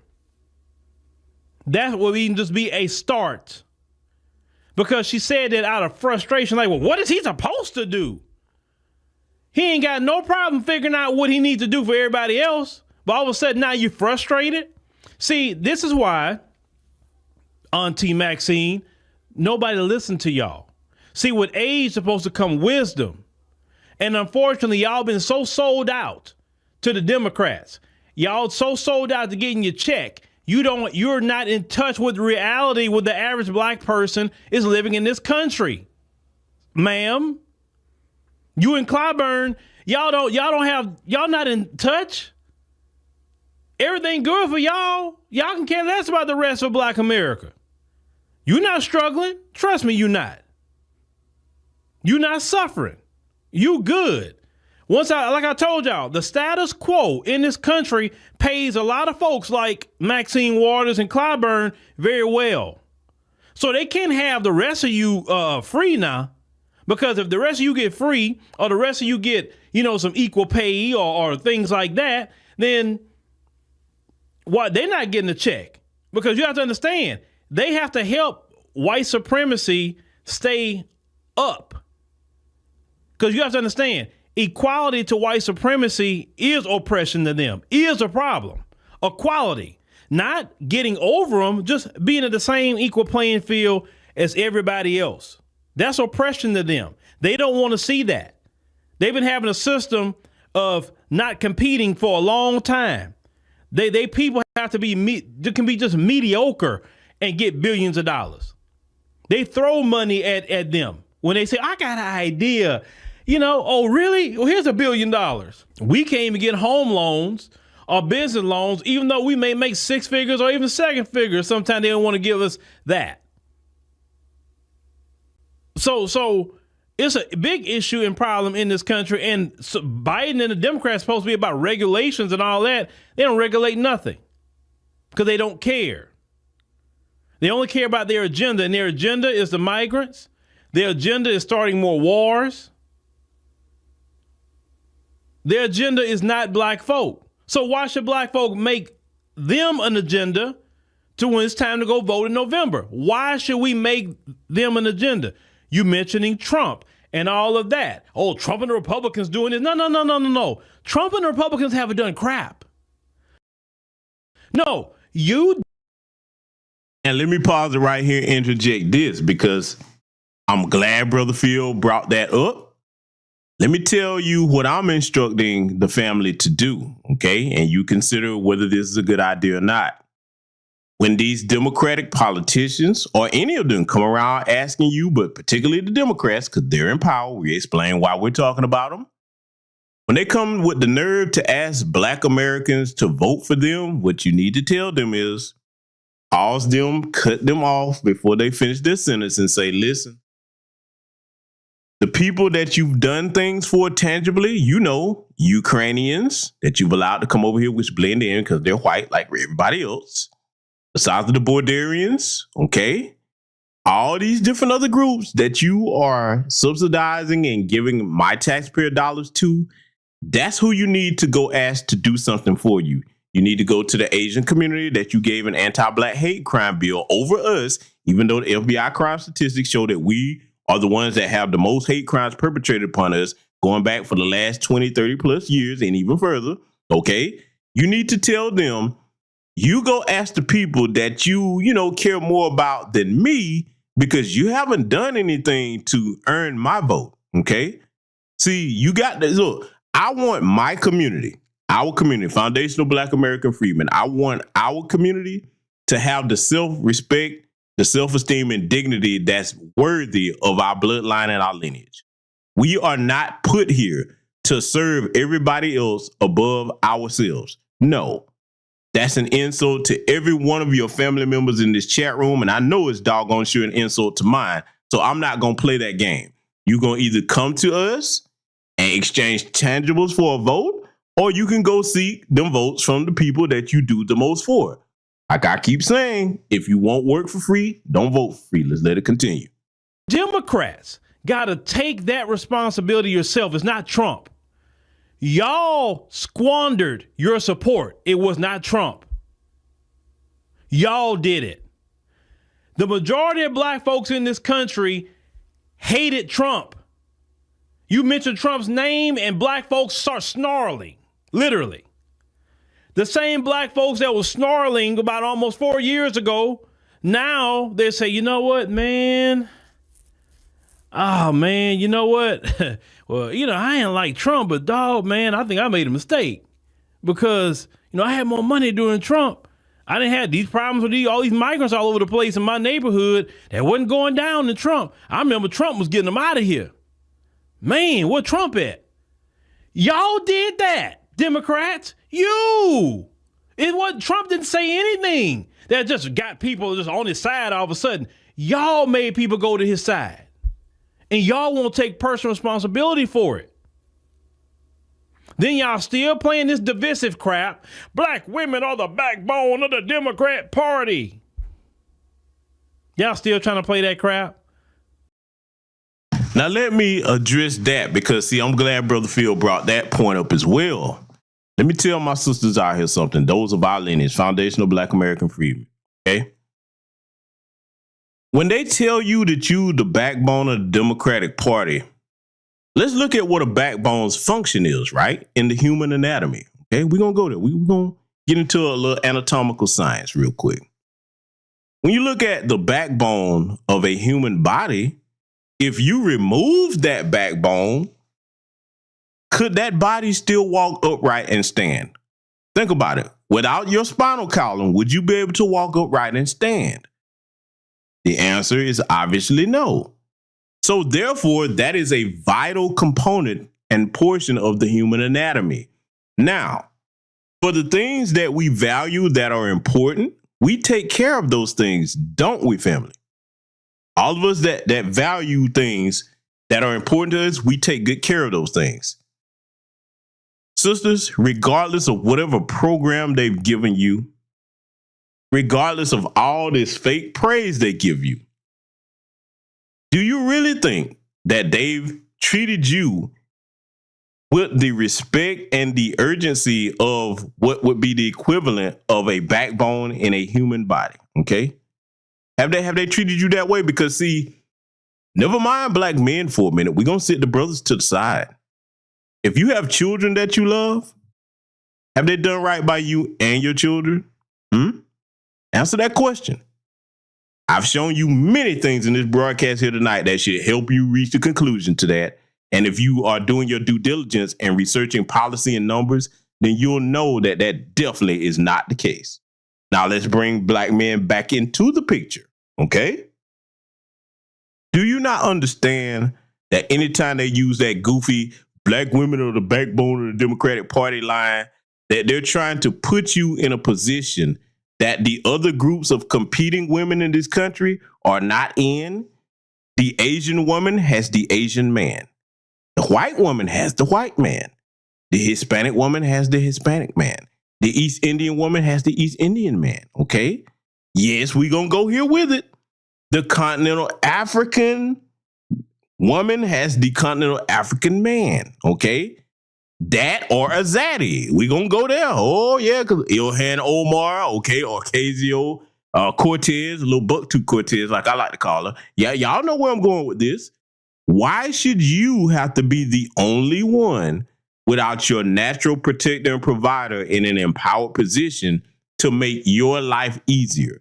Let me further drill this home to the black women listening to the sound of my voice, because some of you might be hardcore Democrats listening over here. I know y'all listen. Let me ask you a question. Sisters, why do you think that you're supposed to work so much harder than them other women that can't stand you, yet they go out of their way to copy everything you do to look like you getting collagen lip injections? You know, they're trying to wear your hairstyles. They're trying to talk like you talk. Okay. Why should you have to work harder than women that despise everything that you are? Why should you be put in the position of a useful idiot where you aid them when they're already doing better than you on a socioeconomic standpoint? Why should you make their life even more comfortable by kneeling down and saying, "Step on my back, white mommy"? Huh? Ask yourself that question. And then, if you think that I'm wrong, just review this broadcast here tonight in its entirety in both parts. And don't worry, I'm going to put this together and re-air it so that it's in its entirety, because it was interrupted because y'all saw the type of information that I presented over here tonight. I ask common sense questions. See, brothers, you have to know how to talk to our sisters to get them to think. If you can remove our women from their feelings and that fear and get them to think, and then reassure them that, hey, listen, if you do your part, I guarantee you I'm going to do my part. So that way our community is empowered as a whole. That's how you get headway, okay? That's how you get headway. I want y'all to think about what I just said, and we're going to let Brother Phil continue. No, they're not the backbone of your party. Because if they were the backbone of your party, you would do something for them. And you ain't done nothing for them either. So stop. And then if you got a black woman, she got to be a doggone mammy. She can't be for her people. Listen, in order for you to get up in the Democrat Party and the Republican Party, you cannot be for your people. You can't. Because somebody that's truly for black people, they don't want them that high up in the Democrat Party or the Republican Party. That's why in order for you to be truly political, you got to be independent. You can't be no Republican. You can't be no Democrat. Only thing you can say is, I'm going to look at what policies benefit my community.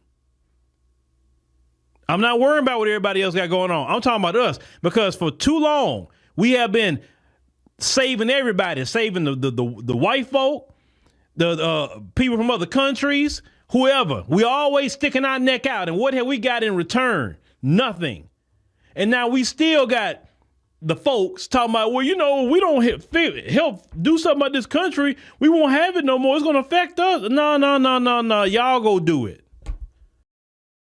There is one thing that we got from sticking our necks out for everybody. We actually didn't get nothing. We got extreme anti-black disrespect. That's the only prize that's gotten us. That's the only thing that we've gotten. And like I said, it's time out for my people to be reaching out to save any and everybody, because our history shows that we've been overly compassionate, and everybody that we've helped has turned on us as a collective. I'm not talking about individuals, because we all know individuals from other groups that are nothing but solid, good people. Some of them are our friends, okay? And yes, I understand in our community, yes, some people are dating people from other communities, but I'm talking about the collective, okay? As a collective, historically, that has gotten us nothing but disrespect. It's time to change that course of history. Let it continue. I'm only worrying about my community. That's where we at with it. And people getting highly offended that we saying we only worrying about us and what we got going on right now. Because all you groups, all of you, we have stuck our neck out for all of you, and what have you done in return? Not a freaking thing. People on the other side of the world want us to stick our neck out and say something. Say something for what? Nobody stick their neck out for us. Some of these other groups got way more money than we got, and they don't. When they get in this country, they're not trying to get black Americans jobs. A lot of these other groups who got money, certain ones in particular, is sitting up here putting us in bad deals, bad contracts. And we speak up about it, you call us a certain name. Why should we be saying anything? We only worry about ourselves right now. Period. It's not no black folks' job to be going up there waging voting and all that for the Democrats. No. Give black folks something. Then you could say, okay, hey, well, look, I gave you something. Go and talk to Pastor Porkchop. Pastor Porkchop has no influence no more in the black community. Have you realized that? We don't care about him. He has no influence. Y'all waste y'all time going to those churches. Those churches to me is no different than any kind of social club. The NAACP has no influence in black America. The Urban League, it has no influence.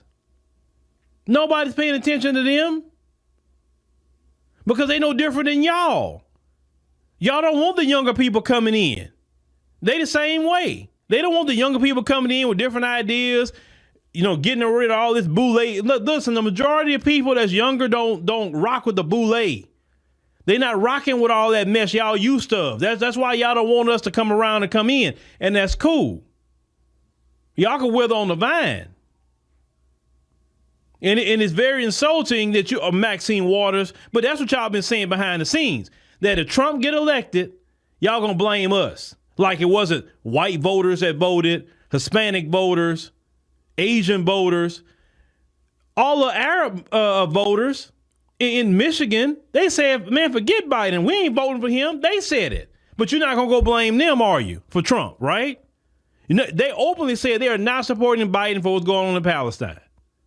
But you're not going to open your mouth and go blame them for not voting for Biden, but you're going to blame only us. Like we're the only group in America that can vote. Why don't y'all leave us a freaking alone? Y'all left us alone the whole time he was in there. You didn't want to do nothing. It's like, we did Ketanji Brown Jackson. That woman is an embarrassment. She's an embarrassment. Let me tell you when I say this woman is an embarrassment. I was sitting in South Africa, and I was watching her confirmation hearings. And when they asked that woman a simple question, what is a woman? And she just looked like a deer in headlights. When the simple question is, what is a woman? I don't know what you mean. Now, let me pause it right there and give a further word to the sisters out here of our lineage. If any of you think that Ketanji Brown Jackson being confirmed is a win for you, first of all, you shouldn't be hailing and praising symbolic victories that do nothing for us on an individual level, okay, as a collective level, rather. But when she got up there and said what Brother Phil just said, because we all saw it, that should have let you know that you backed the wrong horse, okay? And you've been doing that for a while for those of you that are Democratic shield mammies, okay? This woman got up there and played the game of, well, what is a woman? I don't know what a woman is. Okay, you've been one all your life. You've been one all your life. Do you not understand how dangerous that is for particularly black women in this climate where you got the Transformers, okay, shall we call them the Decepticons, trying to tell you that they're the real women? Do you understand how dangerous that is in this climate for you? Do you? You better start putting your support behind where it matters. And if you don't see anybody to support, Couch Chillington. Vote for the couch, okay? I get it. Some of you think Donald Trump is the Antichrist. Fine. Don't vote for the Democrats. I'm telling you, they are using hand-picked mammies to persuade you to further aid in the debilitation and destruction of your community. You better get on code with the On Code brothers. This is the fourth quarter. We do not have time to play the games that have been played for the last 6+ decades of voting blue no matter who. Y'all better think about these things. Let's get back to it. Don't know what a woman is? And I was just like, I'm in South Africa watching this, and I'm like, people in freaking South Africa watching this just as much as I'm watching this right now. This is freaking embarrassing. This is so embarrassing. But that's the kind of black people they want. They don't want a real black woman. They don't want a real one. They want them types. And then the ones you want is attached to Zaddy somewhere. They're not with a brother. Or they got to be LGBT. That's the kind of black people you want. So please, leave us alone. You're not giving us nothing anyway. Leave us alone. Go talk to them migrants you're giving all that money to. Go holler at the migrants in New York to go vote for you. Go holler at the migrants in Chicago to go vote for you. Since you invested so much resources into them, go holler at the migrants over there in Boston. Y'all took the Black People's Community Center. Go over there and holler at them to vote for you. Leave black people alone. You got black people working full-time jobs and still homeless. Go holler at the migrants to vote for you. Seriously, holler at them. All the ones y'all let in. Come down to Texas. Holler at them. Oh, you're not going to do that, right? Because they can't vote? You can't take all our resources away. You can't take $53 million away from New Yorkers, giving them $1,000 cards to spend a month, not a one-time deal, a month, constantly. New Yorkers not getting in that same kind of money.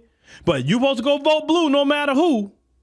Kathy Hochul in New York just went found $183 million for Holocaust survivors and their descendants, not the ones that actually went through it, but their descendants. But we're told that we can't get reparations because we didn't go through that. But that's your Democrats for you, right? This is your Democrats. And yeah, we supposed to come out and vote for that? It's not just black men feel that way, it's black women too. And you know, you still got black people. You still got them You could lay all this in their lap and they will still talk about, well, why don't y'all talk about the Republicans? I'm like, one thing I'm realizing about some black people, you know, there were some black people that really didn't want to leave the plantation. I mean, the slave master had to make them leave. He said, you can't stay here no more. And some of them will say, well, where I'm going to go? Well, I'd rather stay with you. They want to stay in slavery. Y'all have to understand that. There were black people that really wanted to stay in slavery. They didn't want to be free. Brother Phil is 1000% correct on that. Look up the history. I have covered it on this channel. You probably heard many other brothers and sisters cover that on this channel. I have to agree with this because, see, that gets passed down genetically. I'm going to say it. It's going to sound cruel, but when we left them plantations, a lot of things should not have came with us. All the traders should have been dealt with. Like, yeah, oh, okay, so you were the one that told the last time we tried to get off before we got off of here? We're going to deal with you right now. Oh, yeah, I mean that. I honestly mean that. Because, see, what happened was they were allowed to go out with us, and they procreated and had families. Their descendants are what we're dealing with today as far as the traders amongst our own lineage, okay? Oh, yeah, I'm going there with a lot of people not going to like me saying that, but you look around and tell me where you think that these problems come from amongst our lineage. We dealing with our lineage because we know about the tether class. But within our lineage, though, the bootlicks and the sellouts, I guarantee you, if you look at their history, they come from a long line of bootlick and sellouts. They didn't just start that today. You better understand that what you are today, your family history has something to do with that. You understand? So what he's saying right here, listen, man, we got some decisions to make in the future. And see, before we were not as on code and as politically focused as we are today. But see, hey, we're here now. And we know that in small numbers, if we're focused diligently on doing what empowers and protects our community, we can get a lot done. See, let me say this to the younger people and some of the sisters that are downtrodden, okay, or you feel demoralized. We don't need all of anybody to get anything done. In history, it's always been the on-code few that make the difference for the many across anywhere on the world. It's never been all of the majority of anybody. That applies to us as well, especially us. When you look back at the phenomenal things that our people have done in small numbers that changed the course of history for the greater majority of us, okay? I'd be here naming all night if I started going down that list of history. You can check the archives of this channel for much of that and many other people's channels, okay? So I said that to say this. When it comes to these traitors and these treasonous mammies and buck dance and sambos amongst us, just know that's in their bloodline. Just know that's in their bloodline. A lot of y'all are confused about why they do what they do. I'm telling you right now, I wholeheartedly agree with Phil. I believe that that's in their bloodline. Let's let it continue. They didn't want to. They were happy right there on the plantation.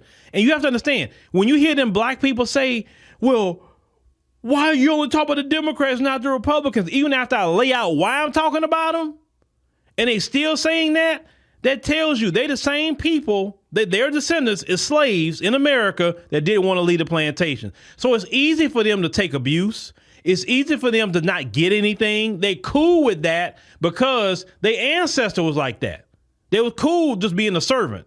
They didn't want to be empowered. They didn't want what was rightfully theirs. They don't really want to be free. They want to be a slave. And they get offended when people like myself talk, or meaning you talk, that's listening. They get offended because you're putting pressure on them. You're putting a lot of pressure because they want to stay in a slave-like position. They don't want anything. Let's deal with what Brother Phil just said right there. You know, he's absolutely right about why they're angry at those like he and myself that try to bring you this type of information. Because, see, when you enlighten people that were naive to certain things or didn't understand certain things, now that gets them thinking in a different manner. And it also aids in them getting on code and saying, hey, wait a minute, you part of the problem over here. Because now that I have this new information that I didn't have before, now I can formulate the best way to go about solving this particular issue in our community. And what I have observed from the new information that I have is you are part of the problem. So that means we're going to have to solve you too. Oh, yeah. We're going to have to solve you too. And see, let me explain what I mean when I say that. A lot of you sellouts in our community, we're going to have to completely ostracize you and make it known that whatever you need, you better make sure you get it from your Democrat shield or paymasters or whatever part that you're a part of. If you're selling out the community, whether it's Republican or Democrat, you're going to have to make it clear that you get all your assistance from them. We're going to tell them, hey, this is your mammy, right? Look, see, let me tell you something. You want to ruffle their feathers and really shame them in a way that they won't know what to do or how to respond? I'm going to give you a hypothetical, okay? All of you gather here in this chat room. Imagine if at the next city council meeting or whatever, you confronting one of these bootlicks that look like us, that's disgracing the uniform of our beautiful black skin. Imagine if you told them this in front of their paymasters. Be like, hey, listen, this little buck dancing mammy or the Sambo right here of yours, since you own them, you better make sure that you provide everything they need because they're not a part of our community. The minute that they kept selling us out repeatedly and you hear us voicing our concerns, you telling me, I see you, I hear you, like that heifer that was quoting the Democrat memo that was leaked where Hillary Clinton said, hey, just acknowledge that you hear and see them, but don't promise to do anything for them. You remember that one, right? Which was essential to crashing her campaign. You want to play in black folks' faces? Okay, we'll enact political consequences for that. You let them know that, hey, you better take care of and feed and protect your little sellout because they will not get any aid or comfort in our community. That's the stern hand we're going to have to take with them. If all of us do that, the greater majority of us start doing that, watch how quickly things change overnight. I'm telling you, family, because see, the only reason that they're doing what they're doing is because they know, okay, they're comfortable and they can come back around people, for example, like Maxine Waters. They be like, okay, yeah, they ain't going to really call me out for that. They're not going to ostracize me and treat me like a pariah. Start treating them different. Start treating them different and watch what happens.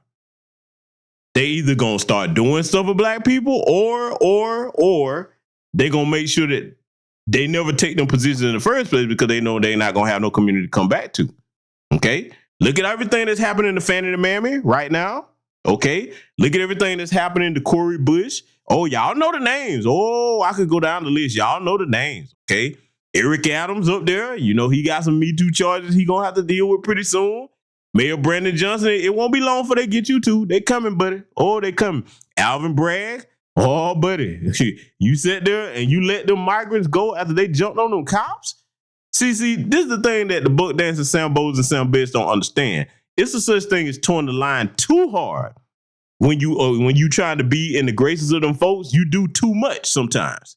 And when you do too much, they do not hesitate to throw your goofy behind under the bus. And from now on, don't think we're going to pull you out from in front of that bus. Nope. We're going to sit there and be like, hey, you might want to roll over and get to moving because you earned this. All of them tires are going to run flat over your behind. Let it continue. I'm saying? That's what we battling too in the community.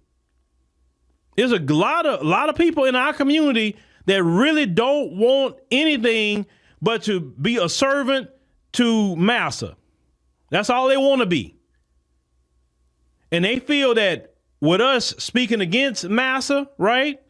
Or us talking about what we need is going to make massa upset, and they going to come down on them too. So that's why they upset, because they feel that we going to bring heat to them. Once again, remember, they are the descendants of slaves in this country that did not want to leave the plantation. Well, I'm sorry. I'm a descendant of a slave that was burning Massa house down and getting off that plantation. That's my descendants. I wasn't a descendant of a cowardly slave. That's why I can speak against him now. And anytime you hear them say that, what about the Republicans? I'm telling, listen, anybody who's modding here, if you see one person say, what about the Republicans, block them. We don't even want to engage with them. I can't.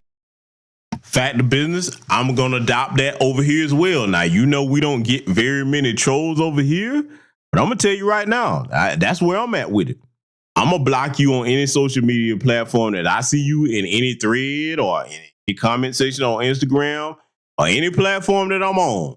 You bring that, what about the Republicans over here? Automatic block. And that goes for my moderators as well. I like that policy. I'm going to adopt that over here. They come over here with that, what about the Republican stuff? Get them up out of here. One-way ticket. And y'all know how we do it over here. Once you banned over here, yeah, they ain't coming back. Yeah, nope. When I clean house, I believe in throwing all the trash out. I don't throw bits and pieces of it. I don't save none of it for decoration. All the trash must go. I must call them trash because if you're in a mental garbage-minded state, I don't want you over here contaminating this space. So you got to go. So I'm going to adopt that policy from Phil as well. Let's let it continue. Engage with cowards. I can engage people asking legitimate conversation, but when you start saying, what about the Republicans at this point, after we sit up here and tell you why, we give it to you why, we constantly present it to you what the Democrats have done to our people. I'm not talking about what they've done to everybody else. I'm talking about what they've done to our community. If you still saying that, I don't want to hear it. Just block them and just move on. Don't even waste your time online even engaging them. They try to start arguing with you, like just block them off your timeline and like this. No. I don't mind, once again, I don't mind talking to people that asking legitimate questions. But just what about the Republicans? And you never say where you're wrong at? No, those people want to be slaves. And that's okay. Just keep your slave self away from us. I couldn't have said it better myself to close out the broadcast. So family, you saw what I brought you over here tonight. And if you doubt its importance, ask yourself one question. With the information that I presented to you, nothing violated these people's guidelines and they can do what they want on their platform. We understand that. But don't worry, we got a solution for that coming very soon. I'm going to keep that close to the vest until it's like I want it. But understand this. If you doubt the importance of what I just showed you here tonight, ask yourself, why did they interrupt that broadcast? Because that wasn't on my end. All my equipment was working just fine. They shut that down. That lets you know that they want to keep you in a state where you do not act in the best interest of you, your family, and your community. But if I have anything to say about it, if other brothers and sisters in New Black Media have anything to say about it, we're going to make sure that we give you food for thought that leads you in the other direction. Okay? So salute to Sakina C. Collins. Okay? Salute to brother Josh Norris. Salute to everybody that contributed to the Cash App. I was trying to get through this before they finish interrupting it tonight. So you all know that any name that I didn't call, you definitely know the drill. I will definitely list you under the contributors section of the post on the community tab a little bit after the broadcast ends. Okay. So family, take this information, study it, do what you will with it. And remember, whatever we do together as a people when we're on code with the right information, that leads us to victory every time. Take care of yourselves out there. Salute to you. Black first. And I will see you all in future content. It's the 50th anniversary of hip-hop, and we still have a lot of discrepancies as far as the origins of hip-hop, a lot of claims, who did what, who was the first this, who was the this and that, and such. But at the end of the day, we need a definitive story, all right? And that story can only be told by the founders of this culture. Like everything was being driven and influenced by young, Black, American culture, like the slang, the style of dress, the initial music that we chose. You look at all the boroughs, you got, Money Making Manhattan and Money Earning Mount Vernon and Crooklyn. The Bronx was the boogie down Bronx. We was partying up there. I am Coke LaRock, the first MC of hip hop. First cat to pick the mic up. I introduced rapping to the turntable because when I came with it, nobody in the world was doing it. I'm right after Rudy Ray Moore. They want to come in the mix, they want to say, we started. No, you didn't. No, you didn't. No, you didn't. What came to be known as hip hop was solely an African-American creation. What you get out of some Jamaican toast? What is that? I've never heard of a rapper use a Jamaican toast or a Jamaican fleur as a rhyme. I never heard of it, and I don't know where that myth came from. My name is legendary King Trixie from the Bronx, BX from the West Side. I am the first break dancer. And that narrative that hip hop has had 3 founding fathers, that's been rolling for the last almost 30 years, which isn't true. You don't have just 3 people who created hip hop. Hip hop was created by a number of different people. I am the grandfather, the godfather of the graffiti culture. I am the first element of hip hop. The roots of hip hop being Jamaican, absolutely false. My name is MC Sha-Rock. I am a founding member of the MC/rap culture. Cassette tapes was the internet of our time. It just traveled around by hand. I know for a fact that the B-boy stand started from the guards, the 5%ers that would be at the jams back in the days who were acting as security. If they get the real truth of how it all was created, then so many lies would not be able to be in existence.